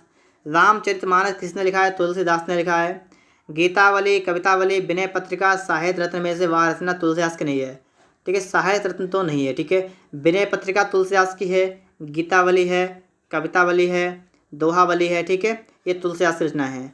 वरकरी संप्रदाय का संस्थापक कौन था या संत कौन था? तो संत था नामदेव, वरकरी संप्रदाय का। ठीक है, यहाँ पर आप इसके बाद में देखेंगे भक्त तुकाराम जिस मुगल सम्राट के समकालीन थे उनका नाम क्या था? जहांगीर के समकालीन थे। और आगे देखा है नागार्जुन, तुकाराम, त्यागराज, बल्लवाचार्य में से जो भक्ति आंदोलन के प्रस्तावक नहीं थे उनका नाम क्या था? तो नागार्जुन जो थे ये भक्ति आंदोलन के प्रस्तावक नहीं थे। भारत में चिश्तिया संप्रदाय का प्रथम सूफी संत कौन था? शेख मोइनुद्दीन चिश्ती। और सूफी संतों में वह जो अजमेर में बस गए थे उनका नाम था शेख मोइनुद्दीन चिश्ती। सूफीवाद की चिश्तिया शाखा का संस्थापक कौन था? तो अफ़गानिस्तान में चिश्त के निवासी अबू इशहाक शमी चिश्ती और उनके शिष्य थे ख्वाजा अबू अब्दाल। ख्वाजा मोइनुद्दीन चिश्ती शिष्य किसके थे? ख्वाजा उस्मान हारूनी के। ठीक है, उस्मान हारूनी के। अब आप लोग यहाँ पर देखेंगे प्रश्न आपके लिखा हुआ है कि अजमेर में ख्वाजा मोइनुद्दीन चिश्ती की दरगाह पर नज़र भेजने वाले पहला मराठा सरदार कौन थे? तो सबसे पहले मराठे सरदार कौन थे? छत्रपति शाहू शिवाजी के पौत्र शेख निजामुद्दीन औलिया की दरगाह कहाँ पर है? तो बाबा फरीद के, मतलब शिष्य थे। ठीक है, तो शिष्य थे बाबा फरीद के। इनकी दरगाह कहाँ पर है? तो दिल्ली में है। ठीक है, वह सूफी संत जिसकी मान्यता थी कि भक्ति संगीत ईश्वर के निकट पहुँचने का एक साधन है, मोइनुद्दीन चिश्ती। आगे आपसे पूछा गया है कि जो आपको देखें ख्वाजा कुतुबुद्दीन बख्तियार काकी, शेख अब्दुल जीलानी, उसके बाद रखा है शेख मोइनुद्दीन चिश्ती, शेख निजामुद्दीन औलिया। इनमें से चिश्ती सिलसिले से कौन संबंधित नहीं थे? तो शेख अब्दुल जीलानी जो थे ये चिश्ती से संबंधित नहीं है। भारत का सादी किसे कहा जाता है? आप बताएंगे अमीर हसन को भारत का सादी कहा जाता है। ठीक है, फिर दोस्तों इसके बाद में आप लोग यहाँ पर देखेंगे आगे कि जलालुद्दीन खिलजी, अलाउद्दीन खिलजी, गियासुद्दीन तुगलक तथा मोहम्मद बिन तुगलक में से वह सुल्तान जिससे निजामुद्दीन औलिया ने भेंट करने से इनकार कर दिया था उसका नाम क्या था? तो अलाउद्दीन खिलजी से भेंट करने से इनकार कर दिया था। महबूब हिलाई कहलाता है तो कौन? शेख निजामुद्दीन औलिया। शेख फरीद का सर्वाधिक ख्याति अब्द शिष्य जिसने दिल्ली के 7 सुल्तानों का शासन देखा था निजामुद्दीन औलिया था। और भी एक नाम आ चुका है इससे पहले है अबुल फजल आ चुका है मेरे हिसाब से, या अमीर खुसरो आ चुका है, अमीर खुसरो आ चुका है। ठीक है, अमीर खुसरो भी था और निजामुद्दीन औलिया भी। आगे देखिएगा यहाँ पर आपसे पूछा गया है कि शेख मोइनुद्दीन चिश्ती, कुतुबुद्दीन बख्तियार काकी, फरीदुद्दीन गंज सकर, शेख निजामुद्दीन औलिया में से वासंत जिसके विचारों को सिखों के धर्म आदि ग्रंथ में संकलित किया गया है। आदि ग्रंथ की रचना किसने की थी? तो इसकी की थी अर्जुन देव ने। ठीक है, अर्जुन देव ने इसकी रचना की थी। और इसमें संकलित किया गया है, तो फरीदुद्दीन गंजी शकर, ठीक है, इनके विचारों को इसमें प्रस्तुत किया गया है, मतलब संकलित किया गया है। यहाँ पर दोस्तों आप देखेंगे प्रसिद्ध सलीम मतलब संत थे सलीम चिश्ती, रहते कहाँ थे, तो फतेहपुर सीकरी में रहते थे। शेख उल हिंद की पदवी किसने प्राप्त की थी, शेख सलीम चिश्ती ने। अब आपको नाम बताने हैं संत या कवियों के, और ये किस संप्रदाय से संबंधित हैं। जैसे ख्वाजा मोइनुद्दीन चिश्ती, तो चिश्ती यहाँ पर लगा है, तो ये चिश्तिया से हो गए। शेख अहमद सिरहिंदी, इनके बारे में नहीं पता तो आप इनको याद करिएगा, नक्शबंदियाँ। दारा शिकोह थे कादरिया, और शेख शिहाबुद्दीन थे सुहरावर्दिया। शेख अहमद सरहिंदी समकालीन किसके थे, अकबर और जहांगीर के समकालीन थे। शेख नसीरुद्दीन चिराग दिल्ली किसके शिष्य थे, शेख निज़ामुद्दीन औलिया के ये शिष्य थे, ठीक है। इसके बाद दोस्तों आप आगे बात करेंगे यहाँ पर हम लोग, तो आगे आप लोग यहाँ पर देखिएगा, प्रश्न आपका है शेख सलीम चिश्ती किसके समकालीन थे, तो ये अकबर के समकालीन थे शेख सलीम चिश्ती। भारत में सूफियों की कादरी पद्धति सबसे पहले शुरू की गई थी शेख नियामतुल्ला और मखदूम मोहम्मद जिलानी द्वारा। सूफीवाद के सिलसिलों में वह जो संगीत के विरुद्ध था उसका नाम था नक्शबंदिया। शेख बहाउद्दीन जकारिया मानते थे सुहरावर्दी संप्रदाय को। हठ योग अपनाया जाता था नाथपंथियों और सूफी संतों द्वारा।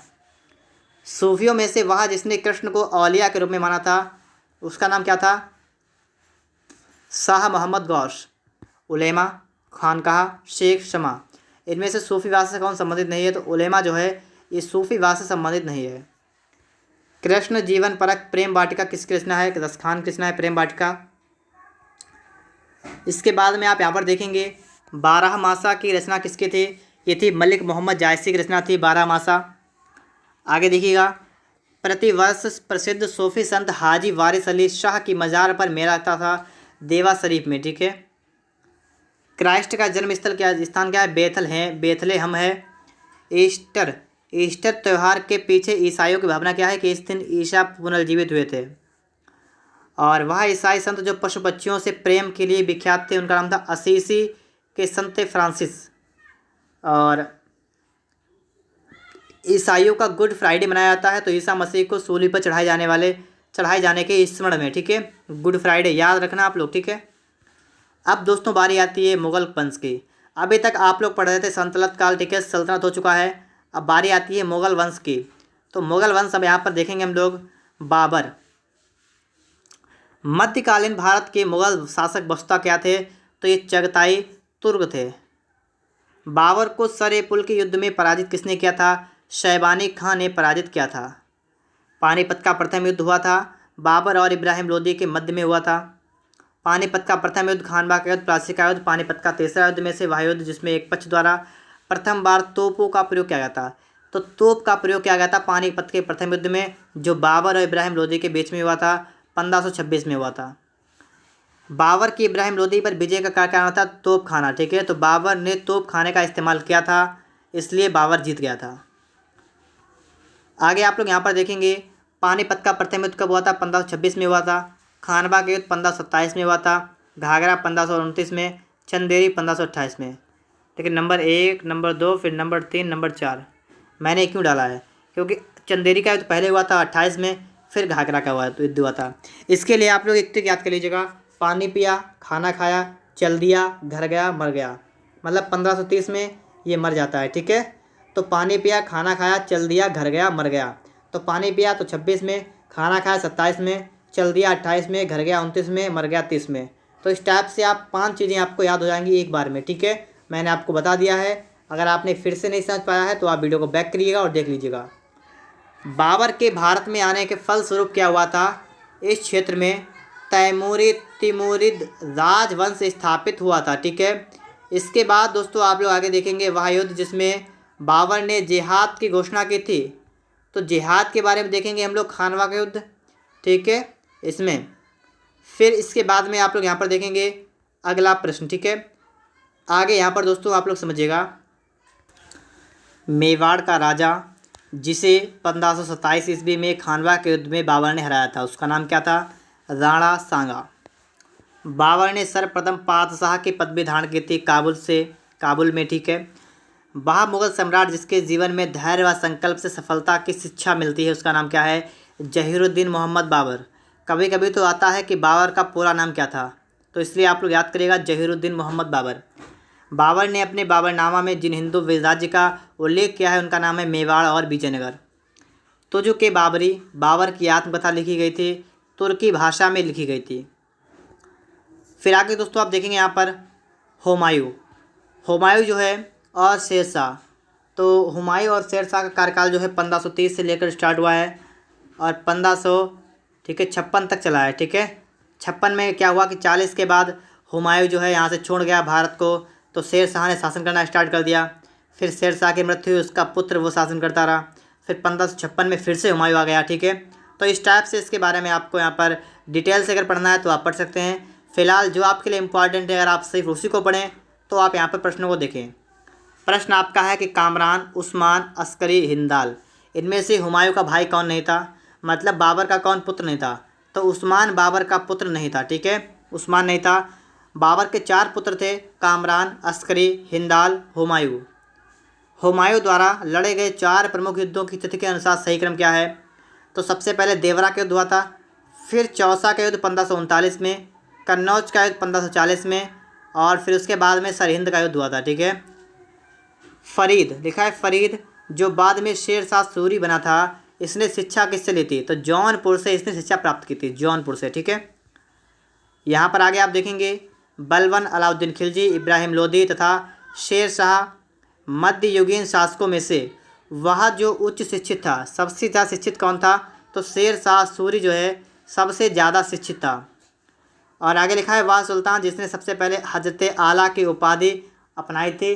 तो हजरत आला की उपाधि की बात करेंगे तो शेरशाह सूरी ने अपनाई थी। शेरशाह सूरी द्वारा किए गए सुधारों में सम्मिलित क्या था? तो राजस्व सुधार था, एक प्रशासनिक सुधार था, सैनिक सुधार था और मुद्रा प्रणाली में सुधार। ये 4 प्रकार के सुधार थे। हुमायूं ने चुनार दुर्ग पर प्रथम बार आक्रमण किया था, 1532 ईस्वी में आक्रमण किया था। ठीक है, उसके बाद अपने बादशाह पति हुमायूं के लिए मकबरे का निर्माण किसने करवाया था? हाजी बेगम ने। चांदी का दुपहिया किसने शुरू किया था? शेरशाह सूरी ने। ठीक है, शेरशाह सूरी ने। यहाँ पर देखिएगा शेरशाह के अंतर्गत तांबे के दाम, चांदी के रुपया की विनिमय दर कितनी है? तो 64:1। शेरशाह सूरी की मृत्यु कहाँ पर हुई थी? कालिंजर में हुई थी। मात्र एक मुट्ठी बाजरे के चक्कर में मैंने अपना साम्राज्य खो दिया, किसने कहा था? शेरशाह से। ठीक है, यह संबंधित है शेरशाह से। शेरशाह का मकबरा कहाँ है? सासाराम में है। शेरशाह ने निर्माण किसका करवाया था? दिल्ली की किला ए कोहना मस्जिद का निर्माण करवाया था। इसके बाद दोस्तों आप लोग यहाँ पर देखिएगा, तो देखिएगा दोस्तों यहाँ पर आप लोग दिल्ली में पुराना किला के भवनों का निर्माण किसने किया था? शेरशाह ने किया था। कृषकों की सहायता के लिए जिस मध्यकालीन भारतीय शासक ने पट्टा एवं कबूलियत की व्यवस्था की थी उसका नाम क्या था? शेरशाह। शेरशाह का उत्तराधिकारी कौन था? इस्लाम शाह था। ठीक है दोस्तों, इसके बाद हम बात करेंगे अकबर के बारे में। तो अकबर का कार्यकाल कब से कब तक रहा? 1556 से लेकर रहा 1605 तक। ठीक है, इतना रहा अकबर का कार्यकाल। तो यहाँ पर बात करेंगे, यहाँ पर सबसे पहले तो अकबर जो है हुमायूं की मृत्यु हो जाती है। उसके बाद में प्रश्न यहीं पर कराया कि जहाँ पर अकबर को हुमायूं की मृत्यु की सूचना मिलने पर राजगद्दी पर बैठाया गया था, उसका नाम क्या था? तो कलानौर में अकबर को राजगद्दी पर बैठाया गया था। हल्दी घाटी के युद्ध के पीछे अकबर का मुख्य उद्देश्य क्या था? राणा प्रताप को अपने अधीन में लाना था। हल्दी घाटी का युद्ध कब हुआ था? 1576 में हुआ था। ठीक है, हल्दी घाटी के युद्ध में महाराणा प्रताप की सेना के सेनापति कौन थे? तो महाराणा प्रताप की सेना के सेनापति कौन थे? हकीम खान। ठीक है, हकीम खान थे। यहाँ पर देखिएगा आप लोग, इसके बाद में अकबर ने सर्वप्रथम वैवाहिक संबंध राजपूतों के जिस ग्रह से स्थापित करे थे, ठीक है, तो उसका नाम था कछवाहों से। ठीक है, आगे देखिएगा इसके बाद में अगला प्रश्न आपके लिए है कि चिश्ती संत की दरगाह जहाँ पर अकबर दर्शन हेतु अधिक जाया करता था उसका नाम क्या है? मोइनुद्दीन चिश्ती। आगे देखिएगा अधम खां, बैरम खां, बाज बहादुर, पीर मोहम्मद खां, इनमें से वह जिसे अकबर ने स्वयं मारा था उसका नाम क्या था? तो जिसे अकबर ने स्वयं मारा था उसका नाम था अधम खां। राजपूताना का वह राज्य जिसने अकबर की संप्रभुता स्वयं स्वीकार नहीं की थी, उसका नाम क्या था? तो मेवाड़, ठीक है, मेवाड़ ने। वह राजपूत शासक जिसने मुगलों के विरुद्ध निरंतर स्वतंत्रता का संघर्ष जारी रखा और समर्पण नहीं किया, तो उसका नाम था मारवाड़ के राव चंद्रसेन। इसके बाद दोस्तों आप लोग यहाँ पर देखेंगे, तो यहाँ पर देखिएगा अकबर के साथ युद्ध करने वाले दुर्गावती रानी कौन थी? मंडला अथवा गोंडवाना की थी, ठीक है। कौन? दुर्गावती। अकबर को राष्ट्रीय सम्राट सिद्ध करने में सहायक तथ्य क्या है? प्रशासनिक एकता, कानूनों की एकरूपता, सांस्कृतिक एकता का प्रयत्न, उसकी धार्मिक नीति। अगला प्रश्न दोस्तों आपके लिए है कि अकबर की लोकप्रियता के कारण क्या क्या थे? मनसबदारी प्रथा थी, धार्मिक नीति, भू राजस्व व्यवस्था और सामाजिक सुधार। वह मुस्लिम शासक जिसने तीर्थ यात्रा कर को समाप्त कर दिया था, अकबर ने समाप्त कर दिया था। बाबर, हुमायूं, अकबर और औरंगजेब बादशाहों में से वह जिसको प्रबुद्ध निरंकुश कहा जा सकता है, तो प्रबुद्ध निरंकुश कौन था? वो था अकबर। आगे यहाँ पर आप लोग देखिएगा, अकबर का शासन जाना जाता है क्षेत्रों को जीतने के लिए, अपनी प्रशासनिक व्यवस्था के लिए, न्यायिक प्रशासन के लिए।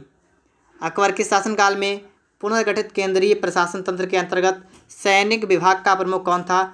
मीर बख्शी। आगे देखिएगा आप लोग यहाँ पर, अकबरकालीन सैन्य व्यवस्था आधारित थी, मनसबदारी व्यवस्था पर आधारित थी, ठीक है, सैन्य व्यवस्था।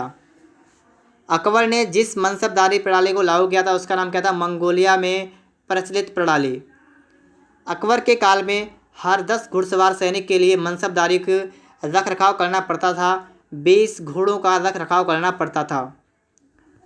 इसके बाद दोस्तों आप लोग यहाँ पर देखेंगे, जाप्ती, दैशाला, नसक, कानकुट में से वह कर व्यवस्था जिसे बंदोबस्त व्यवस्था के नाम से जानते हैं उसका नाम है दैशाला।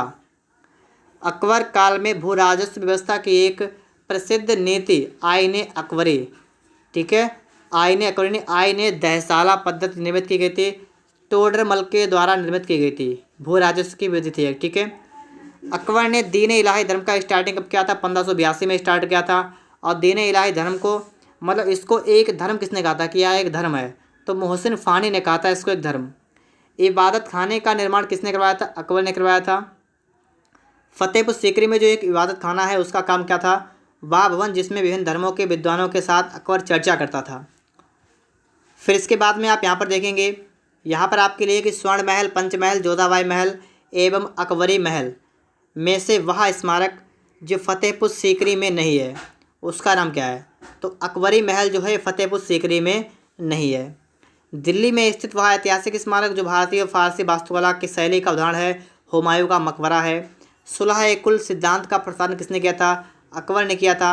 वहाँ मुगल बादशाह जिसके विरुद्ध जौनपुर में फतवा जारी किया गया था, तो अकबर के विरुद्ध में किया गया था, ठीक है।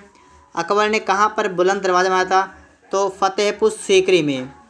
जहांगीर, शाहजहां, हुमायूं और अकबर में से वह मुगल सम्राट जिसने शिक्षा संबंधी सुधार किए थे उसका नाम क्या था? उसका नाम था अकबर। आगे देखिए यहाँ पर, देखिए दोस्तों यहाँ पर अकबर द्वारा बनाई गई श्रेष्ठतम इमारतें पाई जाती हैं, तो आंसर आपका है फतेहपुर सीकरी में। यहाँ पर देखिएगा, अकबर के शासन में इलाहाबाद में 40 स्तंभ युक्त मंजिल के निर्माण में 5000 से 20,000 लोगों ने 40 साल तक काम किया था। यह कथन किसका है? विलियम फिंच का। आगे देखिए, अकबर द्वारा बनाई गई वह इमारत जिसका नक्शा बौद्ध विहार की तरह है, तो उसका नाम क्या है? पंचमहल। आगे देखिएगा, जहांगीर महल कहाँ स्थित है? आंसर आपका होगा आगरा में। इसके बाद दोस्तों आप यहाँ पर देखेंगे, दिल्ली का लाल किला, आगरा का किला, इलाहाबाद का किला एवं लाहौर का किला, इनमें से वह किला जिसका निर्माण अकबर के राज्य काल में नहीं कराया गया था, तो इसका आंसर क्या होगा? दिल्ली का लाल किला, ठीक है। ये अकबर के काल में इसका निर्माण नहीं हुआ था। अब आगे आपको दे रखा है बादशाह, और यहाँ पर आपका अकबर नहीं होगा, यहाँ पर होगा मकबरा, ठीक है। अब आप यहाँ पर देखेंगे कि किस बादशाह का मकबरा कहाँ पर है। तो सबसे पहले बाबर का राज्यकाल कितना था? शासनकाल 1526 से 1530 तक, और बाबर का मकबरा कहाँ पर है? काबुल में है। अकबर 1556 से 1605 तक अकबर का मकबरा कहाँ पर है? सिकंदरा में है। जहांगीर 1605 से 27 तक और इनका मकबरा लाहौर में है। शाहजहाँ 1627 से 1658 तक और इनका मकबरा है आगरा में। औरंगजेब 1658 से 1707 में और इनका मकबरा कहाँ है? औरंगाबाद में। तो इस टाइप से आपको यहाँ पर इनके मकबरा दे रखे हैं, तो आप इनको याद कर लेंगे। ठीक है, यहाँ पर हुमायूं का मकबरा आपको नहीं दे रखा है, तो आप उसको याद कर लीजिएगा। हुमायूं का मकबरा कहाँ पर है? तो दिल्ली में है। ठीक है, देखिएगा आगे।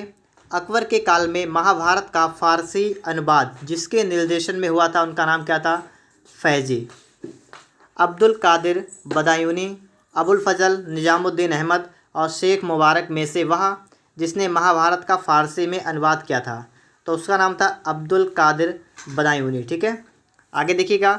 महाभारत के फारसी अनुवाद का शीर्षक क्या है? रज्मनामा। आगे देखिए, वह जो अकबर के इच्छानुसार रामायण का फारसी में अनुवाद किया था, तो रामायण का फारसी में अनुवाद किसने किया था? तो ये भी है बदायूनी, अब्दुल कादिर बदायूनी। ठीक है, इसके बाद आगे आप लोग यहाँ पर देखेंगे। मोहम्मद हुसैन, मुकम्मल खां, अब्दुल समद, मीर सैयद अली, इनमें से वह जिसे सम्राट अकबर द्वारा जरी कलम की उपाधि दी गई थी, तो उसका नाम था मोहम्मद हुसैन। आगे देखिए। जैन साधु जो अकबर के दरबार में कुछ वर्ष रहा, जिसे जगत गुरु की उपाधि से सम्मानित किया गया, तो जगत गुरु की उपाधि किसे दी गई थी? हरिविजय सूरी को। आगे देखिए। अबुल हसन दसवंत, किशनदास, उस्ताद मंसूर में से जो मुग़ल सम्राट अकबर के समय में प्रसिद्ध चित्रकार था, तो अकबर के समय प्रसिद्ध चित्रकार कौन था? दशवंत। इंग्लैंड की रानी एलिजाबेथ प्रथम का समकालीन भारतीय राजा कौन था? अकबर। यहाँ पर आप लोग देखिएगा, वह मध्यकालीन भारतीय लेखक जिसने अमेरिका की खोज का उल्लेख किया है, तो अबुल फजल ने अमेरिका की खोज का उल्लेख किया है। अकबर के दरबार में आने वाला पहला अंग्रेज कौन था? Ralph Finch. अकबर के शासनकाल की प्रमुख घटनाओं का व्यवस्थित क्रम में इस प्रकार है। सबसे पहले जजिया करके समाप्त की थी, फिर इबादत खाने का निर्माण कराया था और मजहर पर हस्ताक्षर और दीन इलाही की स्थापना की थी। अकबर ने बंगाल और बिहार को मुग़ल साम्राज्य में कब मिलाया था? 1576 में अकबर ने बंगाल और बिहार को अपने राज्य में मिलाया था। अब यहाँ पर आपके लिए आ चुका है नेक्स्ट टॉपिक, आपके लिखा हुआ है जहांगीर। अब आप लोग यहाँ पढ़ेंगे जहांगीर के बारे में। तो पहला प्रश्न आप सभी के लिए है कि दो अस्पा एवं सिंहस्पा ये प्रथा किसने शुरू की थी? जहांगीर ने स्टार्ट की थी। मुग़लों और मेवाड़ के राजा के राणा के मध्य, ठीक है, मेवाड़ के राजा, ठीक है, इनके मध्य चित्तौड़ की संधि जिस शासक के शासनकाल में हस्ताक्षरित हुई थी उसका नाम क्या था? तो जहांगीर के काल में चित्तौड़ की संधि हुई थी। यहाँ पर आप लोग देखिएगा, ईस्ट इंडिया कंपनी ने जहांगीर के दरबार में सबसे पहले किसे भेजा था? तो जहांगीर के दरबार में भेजा था हॉकिंस को। ठीक है, ईस्ट इंडिया कंपनी ने। जहांगीर के दरबार में ब्रिटिश शासक जेम्स प्रथम का राजदूत कौन था? तो थॉमस रो। जहांगीर ने खान की उपाधि किसे दी थी? तो खान की उपाधि थी हॉकिंस को। और मुग़ल सम्राट जहांगीर ने इंग्लिश खान की उपाधि किसे दी थी? तो इंग्लिश खान की उपाधि थी विलियम हॉकिंस को। ठीक है, आगे आपके लिए प्रश्न है, इंग्लैंड के जेम्स प्रथम के राजदूत सर थॉमस रो भारत में आए थे, तो 1615 ईस्वी में भारत में आए थे। ठीक है, इंग्लैंड के जेम्स प्रथम के राजदूत सर थॉमस रो। ठीक है, जहांगीर ने थॉमस रो को मिलने का अवसर दिया था अजमेर में। आगे आप लोग यहाँ पर देखेंगे, प्रश्न आपके लिए है कि एक डच पर्यटक जिसने जहांगीर के शासनकाल का मूल्यवान विवरण दिया है वह कौन था? Francisco Pelsaert. वह मुग़ल शासक जिनका मकबरा भारत में नहीं है, तो उनका नाम है जहांगीर, बाबर और बहादुर शाह जफ़र। अगला प्रश्न आपके लिए है कि मुग़ल चित्रकला अपनी पराकाष्ठा पर पहुंची थी जहांगीर के राज्यकाल में। जहांगीर ने नादिर उज़ जमा की पदवी किसे दी थी? अबुल हसन को दी थी। ठीक है, अबुल हसन को पदवी दी थी नादिर उज़ जमा की। वह चित्रकार जिसे नादिर उल असर की उपाधि दी गई थी उसका नाम था मंसूर। आगे आप लोग यहाँ पर देखेंगे, जहांगीर के दरबार में पक्षियों का सबसे बड़ा चित्रकार कौन था? तो पक्षियों का चित्रकार था मंसूर। मुग़ल बादशाहों में वह जिसने अपनी आत्मकथा फ़ारसी में लिखी थी उसका नाम क्या था? जहांगीर ने अपनी आत्मकथा फ़ारसी में लिखी थी। अबुल फजल के हत्यारे को पुरस्कृत किसने किया था? जहांगीर ने। जहांगीर के विरुद्ध विद्रोह किसने किया था? तो खुर्रम, महाबत और खुसरो ने। खुसरो जिस मुग़ल बादशाह का पुत्र था उसका नाम क्या था? जहांगीर का पुत्र था जिसका नाम था खुसरो। एतमाउद्दौला का मकबरा आगरा में किसने बनवाया था? नूरजहाँ ने। अब दोस्तों आगे आपके यहाँ पर दे रखा है कि निर्माता और स्मारक, मतलब किस स्मारक का निर्माण किसने करवाया। जैसे जामा मस्जिद संभल में है, उसका निर्माण किसने कराया था, तो बाबर ने उसका निर्माण करवाया था, ठीक है। दीन पनाह, इसका निर्माण करा था हुमायूं ने। जहांगीरी महल अकबर ने, अकबर के मकबरे का पूरा किसने करवाया था, जहांगीर ने, ठीक है। तो ये चारों पॉइंट आप लोग यहाँ पर ध्यान रखेंगे। गोविंद महल जो वास्तुकला, हिंदू वास्तुकला का अप्रतिम उदाहरण है, कहाँ पर है, दतिया में है, ठीक है। अब दोस्तों इसके बाद में आपके लिए आ चुका है नेक्स्ट टॉपिक, शाहजहां। दोस्तों आप लोग इस वीडियो में लास्ट तक बने रहिएगा ताकि आपको मध्यकालीन भारत का इतिहास बिल्कुल कंप्लीट हो जाए। इसके बाद दोस्तों आपको एक वीडियो मिलेगी आधुनिक भारत का इतिहास, ठीक है। उसके बाद आपका इतिहास समाप्त हो जाएगा। आपके लिए पॉलिटी की एक वीडियो आ चुकी है घटना चक्र की, ठीक है, आप उसको भी देख लीजिएगा। और जो भी आपका जीके का सब्जेक्ट बचा हुआ है प्रत्येक के लिए आपको मैराथन मिल जाएंगे, ठीक है, फुल चैप्टर वाली। तो आप लोगों ने अगर सभी मैराथनों को अच्छी तरीके से यहाँ पर तैयार कर लिया तो उसमें आप लोग एग्ज़ाम में अच्छा स्कोर कर पाएंगे। तो यहाँ पर आप लोग देखिएगा, यहाँ पर आपके लिखा हुआ है कि ईरान के शाह और मुग़ल शासकों के बीच झगड़े की जड़ क्या थे, ठीक है। तो यहाँ पर आप लोग देखिएगा, कंधार किस क्षेत्र के निकल जाने से मुग़ल साम्राज्य को सामरिक महत्व के दृष्टिकोण से एक बड़ा धक्का पहुँचा था, तो कंधार के निकल जाने से। शाहजहाँ के बल्ख अभियान का उद्देश्य क्या था, काबुल की सीमा से सटे बल्ख और बदख्शां में एक मित्र शासक को लाना, ठीक है, ये लिखा है, क्या लिखा है, काबुल की सीमा से सटे बल्ख और बदख्शां में एक मित्र शासक को लाना, ये बल्ख अभियान का उद्देश्य था। यहाँ पर आपको रखा है कि वह जिसने बनारस और इलाहाबाद के तीर्थ यात्रा कर की समाप्ति के लिए मुग़ल बादशाह के सामने बनारस के पंडितों का नेतृत्व किया था, उसका नाम था कविंद्राचार्य। वह जो शाहजहाँ के शासनकाल में राज कवि था, तो उसका नाम था कलीम अबू जलीह। यहाँ पर आप लोग देखेंगे, यहाँ पर आपके लिए लिखा हुआ है कि मुमताज़ महल का असली नाम क्या था, अर्जुमंद बानो बेगम, ठीक है, अर्जुमंद बानो बेगम मुमताज़ महल का नाम था। वह मुग़ल बादशाह जिसने दिल्ली की जामा मस्जिद का निर्माण करवाया था, उसका नाम क्या था, शाहजहाँ। आगे आप लोग यहाँ पर देखिएगा, वह मुग़ल बादशाह जिसने साम्राज्य की राजधानी आगरा से दिल्ली स्थानांतरित की थी, तो आगरा से दिल्ली किसने की थी, शाहजहाँ ने, ठीक है। अलाई दरवाज़ा किसने इसका निर्माण करवाया था, आपसे पूछा गया है, तो आप बताएंगे अलाउद्दीन खिलजी ने। बुलंद दरवाज़ा फतेहपुर सीकरी में है, ये किसने बनवाया था, अकबर ने। देखिए मोती मस्जिद की बात की गई है, अगर आगरा में है तो शाहजहाँ ने बनवाई थी, अगर दिल्ली में है तो औरंगजेब ने बनवाई थी, ठीक है। तो इन दोनों में अगर आप लोग बिल्कुल भी कन्फ्यूज मत होइएगा, ठीक है, याद रखिएगा इसको, ठीक है। आगरा वाली मस्जिद जो है मोती मस्जिद शाहजहाँ ने, और दिल्ली में जो मोती मस्जिद है वो किसने बनवाई थी, औरंगजेब ने। फिर इसके बाद दोस्तों आप लोग यहाँ पर देखेंगे क्या लिखा है कि दिल्ली के लाल किले का निर्माण किसने करवाया था, तो दिल्ली में जो लाल किला था उसका निर्माण किसने करवाया था, शाहजहाँ ने, ठीक है। उपनिषदों का फारसी में अनुवाद जिस मुग़ल सम्राट के शासनकाल में हुआ था उसका नाम क्या था, तो उसका नाम था शाहजहाँ। शाहजहाँ ने शाह बुलंद इकबाल की पदवी दी थी, तो किसको दी थी, दारा शिकोह को इसकी पदवी दी थी, ठीक है। इसके बाद दोस्तों आपके लिए अगला प्रश्न क्या लिखा हुआ है कि दारा शिकोह ने उपनिषदों का फारसी में अनुवाद किया था, तो इसके लिए शीर्षक क्या था, तो सिर अकबर नामक एक था शीर्षक, ठीक है। तो इससे जो है दारा शिकोह ने उपनिषद का फारसी में अनुवाद किया था। इसके बाद दोस्तों आप लोग यहाँ पर देखेंगे अगला प्रश्न, अमीर खुसरो, दारा शिकोह, अमीर हसन, शुजा, इनमें से हिंदू धर्म ग्रंथों का अध्ययन करने वाला प्रथम मुस्लिम कौन था, तो दारा शिकोह था, ठीक है। V.A. Smith, J.N. सरकार, A.L. श्रीवास्तव, इनमें से वह इतिहासकार जिसने शाहजहाँ के शासनकाल को मुग़ल काल का स्वर्ण युग कहा था, तो उसका नाम था A.L. श्रीवास्तव ने, ठीक है।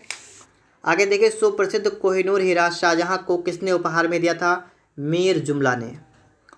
नेक्स्ट क्वेश्चन आपके लिए है कि वह मुग़ल बादशाह जिसने बलबन द्वारा प्रारंभ किए गए रिवाज सिजदा, देखिए सिजदा और पैवोस प्रथा ये बलबन ने स्टार्ट किया था, और सिजदा प्रथा को समाप्त किसने किया था, शाहजहाँ ने इसको समाप्त कर दिया था। आगे आप लोग देखेंगे, दारा शिकोह, मुराद बख्श, शाह शुजा, औरंगजेब में से वह जो अकबर शाहजहाँ के शासनकाल में अधिकांश समय तक दक्कन का गवर्नर रहा था उसका नाम था औरंगजेब।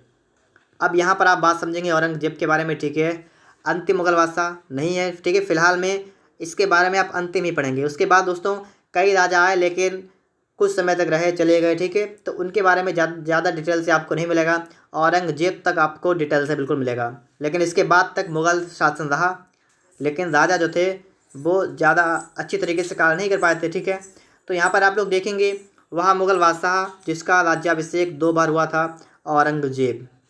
धर्मट का युद्ध लड़ा गया था, औरंगजेब तथा दारा शिकोह के बीच में लड़ा गया था। मुग़ल बादशाह जो जिंदा पीर के नाम से जाना जाता था उसका नाम था औरंगजेब। औरंगजेब ने जोधपुर के शासक जसवंत सिंह को 1658 में धर्मट के युद्ध में पराजित किया था। धर्मट कहाँ पर है? तो मध्य प्रदेश में है। धर्मट का युद्ध कब हुआ था? ठीक है, तो आप बताएंगे 1658 में हुआ था। दोस्तों यहाँ पर हम लोग देखेंगे इसके बाद में, ठीक है, यहाँ पर देखिएगा मुग़ल शाहज़ादा जिसने श्रीनगर गढ़वाल में आश्रय लिया था उसका नाम क्या था? सुलेमान शिकोह। आगे देखिएगा औरंगजेब का पुत्र, वह पुत्र जिसने विद्रोह करके राजपूतों के विरुद्ध अपने पिता की स्थिति दुर्बल कर दी थी उसका नाम क्या था? अकबर। ठीक है, तो औरंगजेब का पुत्र था, उसका भी नाम अकबर था। आप ये मत समझिए कि अभी आप थोड़ी देर पहले अकबर के बारे में पढ़ चुके हैं, वो अलग है। ठीक है, ये जो अकबर है ये औरंगजेब का पुत्र है और उसने क्या किया था? राजपूतों के से विद्रोह किया था और अपने पिता की स्थिति दुर्बल कर दी थी। वह मुगल सेनापति जिसके साथ शिवाजी ने 1665 में पुरंदर की संधि की थी, तो आप बताएंगे जय सिंह के साथ। याद कर लीजिएगा आप लोग 1665 में किसकी संधि हुई थी? पुरंदर की संधि हुई थी, जय सिंह और शिवाजी के बीच में हुई थी। औरंगजेब ने बीजापुर की विजय कब की थी? 1686 में की थी। औरंगजेब ने दक्षिण में जिन 2 राज्यों का विजय किया था उन कौन थे? बीजापुर और गोलकुंडा। ठीक है, इसके बाद आप लोग यहाँ पर देखेंगे वह बादशाह जिसके अंतर्गत मुगल सेना में सर्वाधिक हिंदू सेनापति थे उसका नाम था औरंगजेब। मुगल सम्राट जिसने सर्वाधिक संख्या में हिंदू अधिकारियों को नियुक्त किया था उसका नाम क्या था? औरंगजेब के काल में सर्वाधिक हिंदू थे। जजिया जिसके शासनकाल में पुनः लगाया गया था उसका नाम क्या था? औरंगजेब के काल में पुनः लगाया गया था। इसके बाद आप लोग आगे देखेंगे यहाँ पर, तो यहाँ पर आप लोग देखिएगा। ठीक है, औरंगजेब द्वारा चलाए गए जिहाद का मतलब क्या है? तो जिहाद का मतलब है दारुल इस्लाम। बीबी का मकबरा का निर्माण किसने करवाया था? औरंगजेब ने करवाया था। वह मकबरा जो द्वितीय ताजमहल कहलाता है रबिया उद दौरानी का मकबरा है। ठीक है, रबिया उद दौरानी का मकबरा है। जहाँ आरा, रोशन आरा, गौहर आरा, मेहरुन्निसा में से वह जो सम्राट औरंगजेब की पुत्री थी मेहरुन्निसा। ठीक है, औरंगजेब ने शाहीबाद उज ज़मानी की उपाधि किसको दी थी? जहाँ आरा को दी थी शाहीबाद उज ज़मानी की उपाधि। संत रामदास को संबोधित किसने किया था? औरंगजेब के शासनकाल से संबोधित किया गया था। अब आप देखेंगे मुगल कालीन प्रशासन, मुगल काल में जो शासन वगैरह था वो किस टाइप का था। ठीक है, तो इससे संबंधित प्रश्न आपके एग्जाम में क्या क्या बन सकते हैं उनको आप लोग यहाँ पर देखेंगे। देखिएगा मुगल प्रशासन के दौरान जिले को जाना जाता था, सरकार के नाम से जिले को जानते थे। मुगल काल में सेना का प्रधान कौन था? मीर बख्शी था। वार्नियर, करेरी, मनूची, टेवर्नियर में से वह मुगल सेना में चिकित्सक नियुक्त किया गया था। तो चिकित्सक कौन था? मनूची। ठीक है, मनूची कौन था? चिकित्सक। मुगल प्रशासन में मुहतसिब कौन था? लोक आचरण अधिकारी, जिसको कहते थे मुहतसिब। दोस्तों घटना चक्र की जो आपकी जीएस की बुक होती है वो आपके एग्ज़ाम में जीएस में जो है बहुत अच्छा इसको लाने में मददगार कर होती है। ठीक है, क्योंकि घटना चक्र से अगर आप चाहें तो आप कोई पेपर दे के आएँ और उसके बाद आप लोग चाहें तो घटना चक्र से आप लोग मिला सकते हैं और चेक कर लीजिएगा, तो अधिकतम प्रश्न जो होंगे वो आपको घटना चक्र से ही मिलेंगे।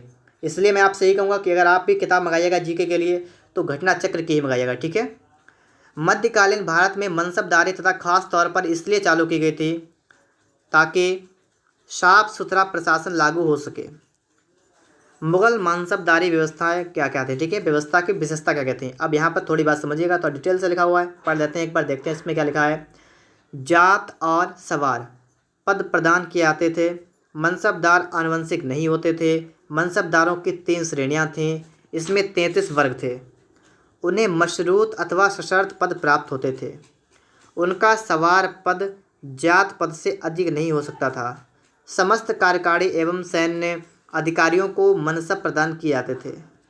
मनसबदारी व्यवस्था राज्य के कुलीन वर्ग से संबंधित थे। याद करिए इस पॉइंट को। ठीक है, जिसे अकबर ने आरंभ किया था। मनसबदारी व्यवस्था अकबर ने, ठीक है। मनसब पद केवल सेवा काल तक ही रहता था। मनसबदारों का चयन योग्यता के आधार पर होता था। ठीक है, पढ़ लिया आपने है। इनमें जो मेन पॉइंट है आप उसको पढ़ सकते हैं एक बार फिर से। यहाँ पर देखिएगा मुगल काल में राज्य की आय का स्रोत क्या था? तो आय का स्रोत की बात की जाएगी तो भू राजस्व था। ठीक है, और लगभग जो भी आपसे अगर मतलब आप जब पढ़ेंगे हिस्ट्री को तो आप देखेंगे अगर राज्य की आय का प्रमुख स्रोत अगर माना जाएगा तो समझ लीजिए एक तरीके से भू राजस्व। ठीक है, भूमि कर जो होता है इसी को एक तरीके से आपका राज्य की आय का स्रोत मानते हैं। ठीक है, मुगल प्रशासनिक शब्दावली में माल प्रतिनिधित्व करता है, तो माल का मतलब भू राजस्व का, ठीक है।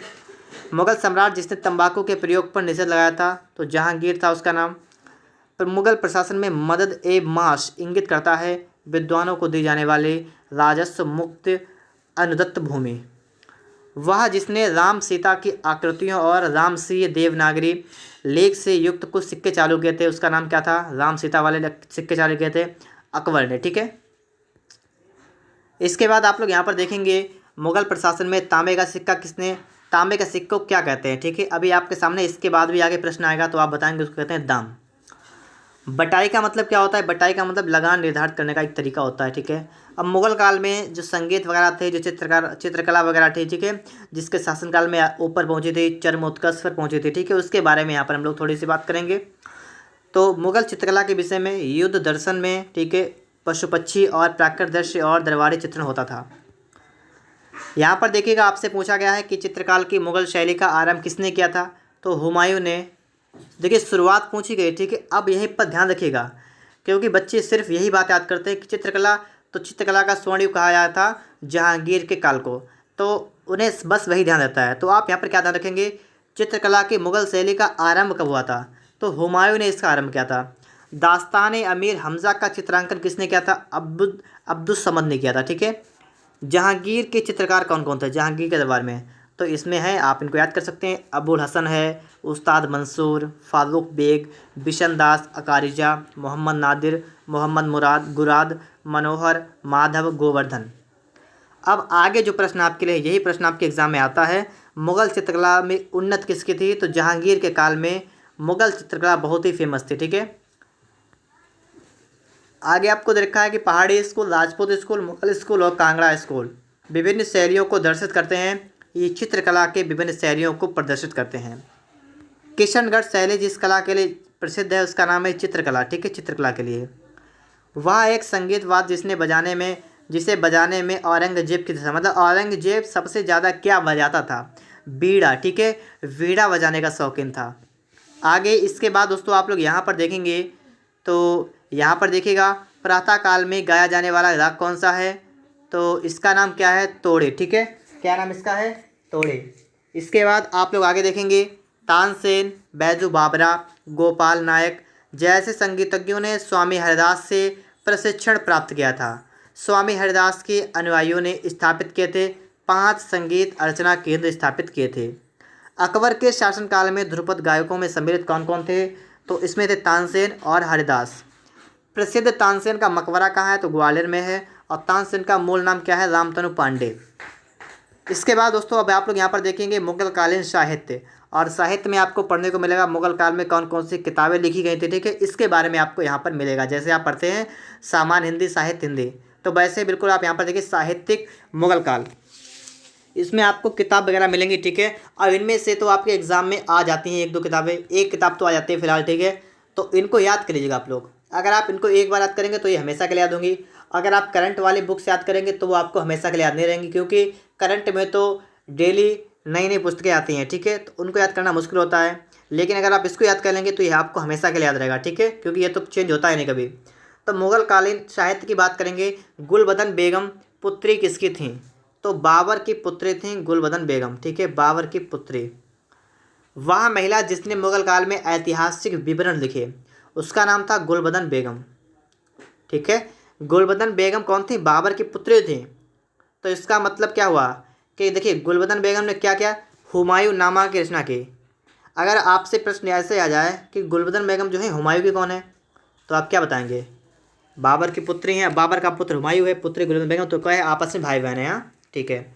दिल्ली का वह शिक्षा केंद्र जो मदरसा बेगम कहलाता था स्थापित किया गया था माहम अनगा के द्वारा स्थापित किया गया था। हितोपदेश का फारसी में किसने अनुवाद किया था? ताज उल दिन मुफ्ती अल मलिकी ने, ठीक है। अब आप लोग इसके बाद में यहाँ पर देखेंगे लेखक, और लेखक की पुस्तक के बारे में आप लोग यहाँ पर देखेंगे। तो चलिए देखते हैं यहाँ पर हम लोग हसन निजामी। हसन निजामी की पुस्तक का नाम क्या है? ताजुल मासिर। ख्वाद मीर हुमायूं नामा। देखिए हुमायूं नामा की अगर हम बात करेंगे तो गुलबदन बेगम ने, तो आपने नाम सुना होगा, अभी आपने पढ़ चुके हैं आप लोग हैं, लेकिन यहाँ पर आपको ख्वांद मीर विद रखा है, ठीक है। तो एक बार आप लोग इसको चेक कर लीजिएगा गूगल पर सर्च करके। मोहम्मद काजिम आलमगीरनामा, ठीक है, आलमगीरनामा के लेखक हैं मोहम्मद काजिम। भीमसेन नुस्खा ए दिलकुशा के लेखक हैं। तारीख़ यामिनी, यहाँ पर आप देखेंगे तो तारीख़ यामिनी जो है अल उतबी के लेखक हैं। चहार चमन जो हैं ये चंद्रभान ब्राह्मण के लेखक हैं। इकबाल नासा जहांगीरी, मुहम्मद खां और लिखा है अब्बास खां सरवानी तारीख़ शेरशाह, ठीक है। तो इसके लेखक आपको यहाँ पर दे रखे थे। तो इनमें से देखिए सब, अगर आप चाहें तो सब याद नहीं कर सकते हैं, लेकिन जो आपको लगे कि ये आपके एग्ज़ाम के लिए इंपॉर्टेंट बन रहा है तो आप सिर्फ इनमें से उसको याद कर लीजिएगा, ठीक है। सब याद करने की यहाँ पर कोई ज़रूरत नहीं है। यहाँ पर आप लोग देखेंगे लिखा हुआ है कि अबुल फजल फैज़ी अब्दुल रहीम खान खाना अब्दुल कादिर बदायूनी में से वह हिंदी साहित्य के लिए सबसे महत्वपूर्ण योगदान किसका रहा? तो अब्दुल रहीम खान खाना जो है इसका रहा हिंदी साहित्य के लिए सर्वाधिक योगदान। भारत के इतिहास के संदर्भ में अब्दुल हमीद लाहौरी कौन थे? शाहजहाँ के शासन के एक राजकीय इतिहासकार थे। शाहजहाँनामा के लेखक, जब मैंने यहाँ पर स्टार्टिंग किया था तो वहाँ पर आया था शाहनामा, तो वहाँ पर तो आपने पढ़ा था फिरदौसी, यहाँ पर है शाहजहाँनामा। तो शाहजहाँनामा के लिए कौन है? इनायत खां, ठीक है, याद रखिएगा।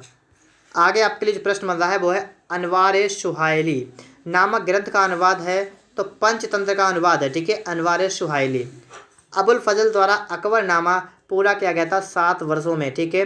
अकबरनामा किसने लिखा था? अबुल फजल ने, 7 साल लगे थे लिखने में। मुगल काल में दरबारी अदालती भाषा क्या थी? फारसी। नस्ताली क्या है? एक प्रकार की फारसी लिपि है, और इसमें आपको देखा है कि जो मध्यकालीन भारत में प्रयुक्त होती थी। इसके बाद दोस्तों आप लोग यहाँ पर देखेंगे लिखा है कि कवि हृदय वह राजा जिसने नागरी दास के नाम से कृष्ण की प्रशंसा में छंद लिखे थे, राजा सावंत सिंह।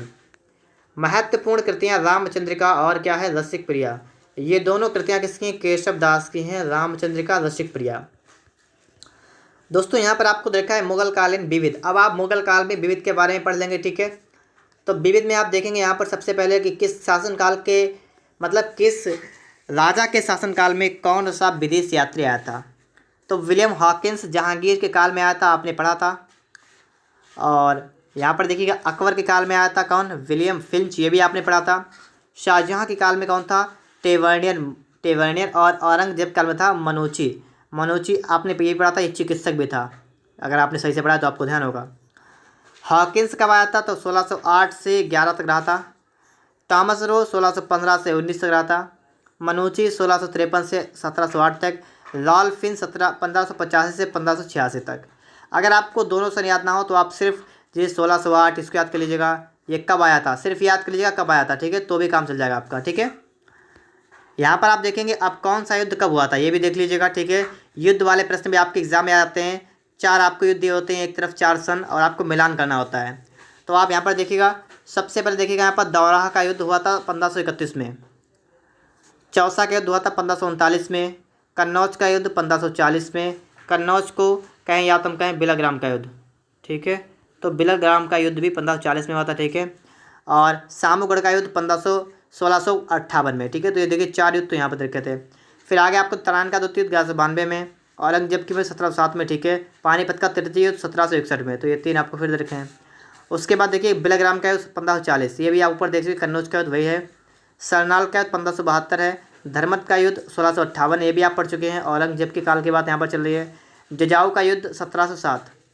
तो इस तरीके से जितने भी आपके लिए इंपॉर्टेंट युद्ध वगैरह हैं, ठीक है, ये आप अच्छी तरीके से यहाँ पर पढ़ सकते हैं। यहाँ पर आप लोग देखेंगे 4 बाहरी आक्रमणों का व्यवस्थित क्रम क्या है कि 4 आक्रमण हुए थे। कौन? चंगेज़ खान सबसे पहले, ठीक है, फिर तैमूर, फिर नादिर शाह, अहमद शाह अब्दाली।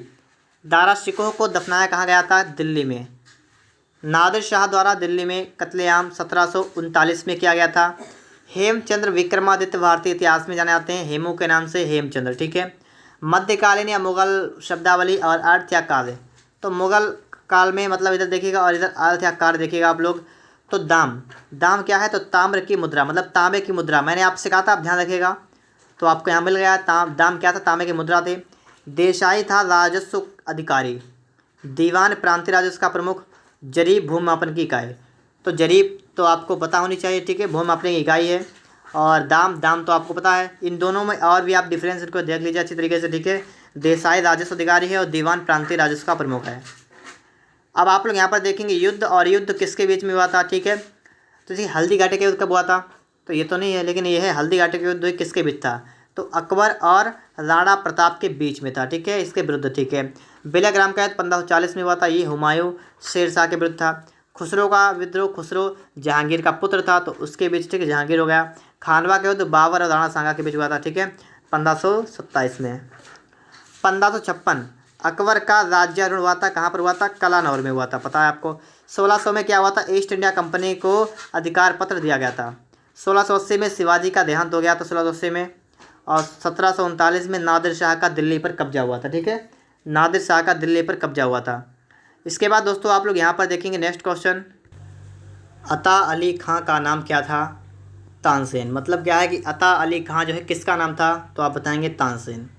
बाबुल मक्का, मक्का द्वार कहा जाता था सूरत को। मुग़लों ने नवरोज़ का त्यौहार लिया पारसियों से, ठीक है।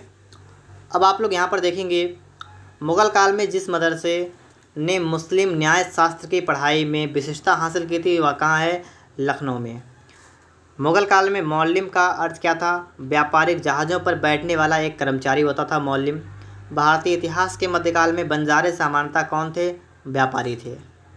अब दोस्तों यहाँ बात की गई सिख संप्रदाय के बारे में, तो सिख धर्म से संबंधित जो भी आपके प्रश्न बनते हैं उनको देखिएगा।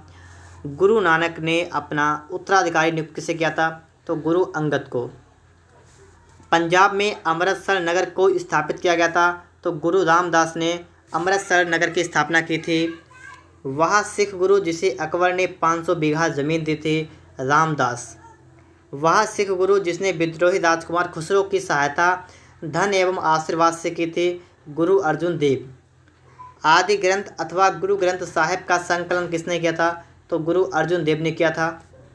इसके बाद दोस्तों आप आगे देखेंगे यहाँ पर, वह सिख गुरु जिसको तत्कालीन शासकों द्वारा मृत्यु दंड दिया गया था। एक तो है गुरु अर्जुन देव जिन्हें जहांगीर ने, ठीक है, मृत्यु दंड दिया था। एक है गुरु तेग बहादुर, वह सिख गुरु जिसकी मृत्यु के लिए औरंगजेब जिम्मेदार है, तो औरंगजेब है तेग बहादुर के लिए, ठीक है। हेमकुंड, ताराकुंड, ब्रह्मकुंड में से वह स्थान जिस पर एक प्रसिद्ध सिख गुरुद्वारा स्थित है, तो उसका नाम है हेमकुंड, ठीक है। जिस सिख गुरु का जन्म पटना में हुआ था उसका नाम है गोविंद सिंह। वह जिनकी समाधि के कारण नांदेड़ गुरुद्वारा सिखों द्वारा पवित्र माना जाता है, उसका नाम है गुरु गोविंद सिंह। यहाँ पर आप देखेंगे गुरु गोविंद सिंह की महानता निहित है इसमें कि उन्होंने सिखों के सैनिक व्यवस्था का गठन किया था। वह सिख गुरु जिसने खालसा पंथ की स्थापना की थी, गुरु गोविंद सिंह ने की थी। सिखों के अंतिम गुरु गुरु गोविंद सिंह थे। बंदा बहादुर का मूल नाम क्या था, लक्षण देव, लक्ष्मण देव। सिख साम्राज्य का अंतिम संस्थापक कौन था, अंतिम दलीप सिंह, ठीक है, ये आपको आगे भी मिलेगा। मराठा राज्य और संघ, यहाँ पर आप देखिएगा मराठा के बारे में यहाँ पर है।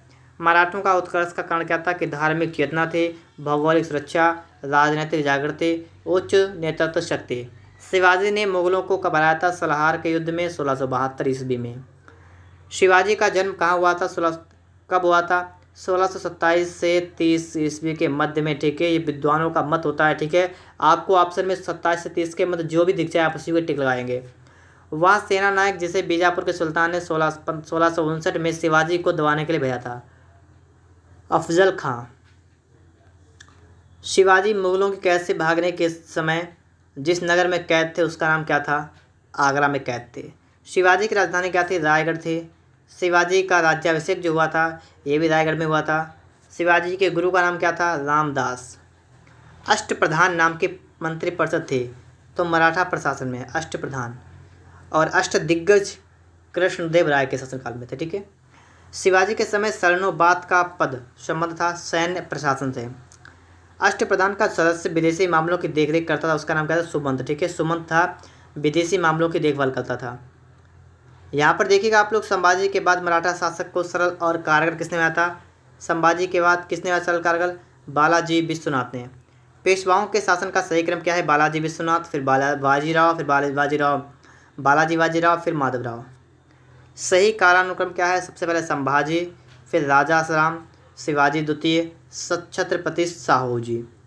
मराठा साम्राज्य पेशवा की अध्यक्षता में एक परिसंघ बना था 1750 ईस्वी में, ठीक है, 1750 ईस्वी में।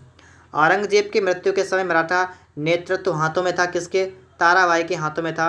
ठीक है, मराठा नेतृत्व। इसके बाद दोस्तों आप लोग यहाँ पर देखेंगे सरंजामी प्रथा संबंधित किससे थे? मराठा भू राजस्व प्रथा से। ठीक है, एक इतिहासकार ने पानीपत की तीसरी लड़ाई देखी थी, उनका मतलब काशीराज पंडित। ठीक है, इन्होंने पानीपत की तीसरी लड़ाई देखी थी। अहमद शाह अब्दाली के भारत पर आक्रमण और पानीपत की तीसरी लड़ाई लड़ने का तत्कालीन कारण क्या था? वह मराठों द्वारा लाहौर से अपने वायसराय तैमूर शाह के निष्कासन का बदला लेना चाहते थे। पानीपत के तीसरे युद्ध में मराठों को हराया था, अफगानों ने हराया था। ठीक है, अफगानों ने हराया था। पानीपत का तीसरा युद्ध लड़ा गया था 14 जनवरी 1761 को हुआ था, मराठा और अहमद शाह अब्दाली के बीच में था। ठीक है, मोडी लिपि का प्रयोग किया जाता था मराठों के विलेखों में। अब दोस्तों यहाँ पर देखिए मुगल साम्राज्य का विघटन, तो विघटन भी देख लीजिए। ठीक है, ये आपका लास्ट टॉपिक बचा है। ठीक है, इसके बाद में आपका मध्यकालीन भारत का इतिहास बिल्कुल कंप्लीट हुआ। उसके बाद आप लोग पढ़ेंगे आधुनिक भारत का इतिहास। मुगल काल में राजा बनाने वाले थे हुसैन अली और अब्दुल्ला। औरंगजेब की 1707 में मृत्यु होने के बाद सत्ता किसने संभाली थी? बहादुर शाह प्रथम ने सत्ता संभाली थी। मुगल सम्राट जहांदार शाह के शासन के समय पूर्व अंतःकरण अंत का कारण क्या था? तो एक युद्ध में वे अपने भतीजे द्वारा पराजित हुए थे। वह मुगल सम्राट जिसने अंग्रेजों को बंगाल में शुल्क मुक्त व्यापार की सुविधा प्रदान की थी, उसका नाम क्या था? फर्रुखसियार। ठीक है, फिर इसके बाद में आप लोग यहाँ पर देखेंगे मयूर सिंहासन पर बैठने वाला अंतिम मुगल सम्राट कौन था? मोहम्मद शाह। नादिर शाह के आक्रमण के समय मुगल शासक कौन था? मोहम्मद शाह। वह शासक जिसके शासन में हिजड़ों और महिलाओं के एक वर्ग का प्रभुत्व था? मोहम्मद शाह। ठीक है, मोहम्मद शाह। ठीक है, आगे देखिएगा 1719 से 48 तक मुगल बादशाह जो रंगीला के नाम से आता था, उसका नाम क्या था? मोहम्मद शाह रंगीला। ठीक है, वह मुगल बादशाह जिसको वजीर गाजीउद्दीन ने दिल्ली में दाखिल नहीं होने दिया था, उसका नाम था शाह आलम द्वितीय। ठीक है, अंतिम मुगल सम्राट बहादुर शाह था और उसके पिता का नाम था अकबर शाह द्वितीय। ठीक है, तो अकबर के बाद भी कई अकबर आए। ठीक है, लेकिन इतने शक्तिशाली नहीं हुए। आगे दोस्तों आप लोग यहाँ पर देखेंगे अवध का प्रथम नवाब कौन था? तो सआदत खां था। हैदराबाद के स्वतंत्र राज्य का संस्थापक कौन था? चिनकिलिच खां। दिल्ली में स्थित खगोलीय वेधशाला जिसे जंतर मंतर कहते हैं, जंतर मंतर जयसिंह द्वितीय ने बनवाई थी। इसको महाराजा जयसिंह द्वितीय ने वेधशाला बनवाई थी दिल्ली में, जयपुर में, उज्जैन, वाराणसी, मथुरा में। ठीक है, 1773 में जिज मोहम्मद शाही पुस्तक जो नक्षत्रों संबंधी ज्ञान से संबंधित है के लेखक कौन है? जयपुर के सवाई जयसिंह। दोस्तों इस तरीके से आपकी वीडियो जो है वो कंप्लीट हो चुकी है। ठीक है, और अगर आप सभी को वीडियो अच्छी लगी है तो आप लोग वीडियो को लाइक करिएगा। चैनल पर अगर आप लोग नए हैं तो आप लोग चैनल को सब्सक्राइब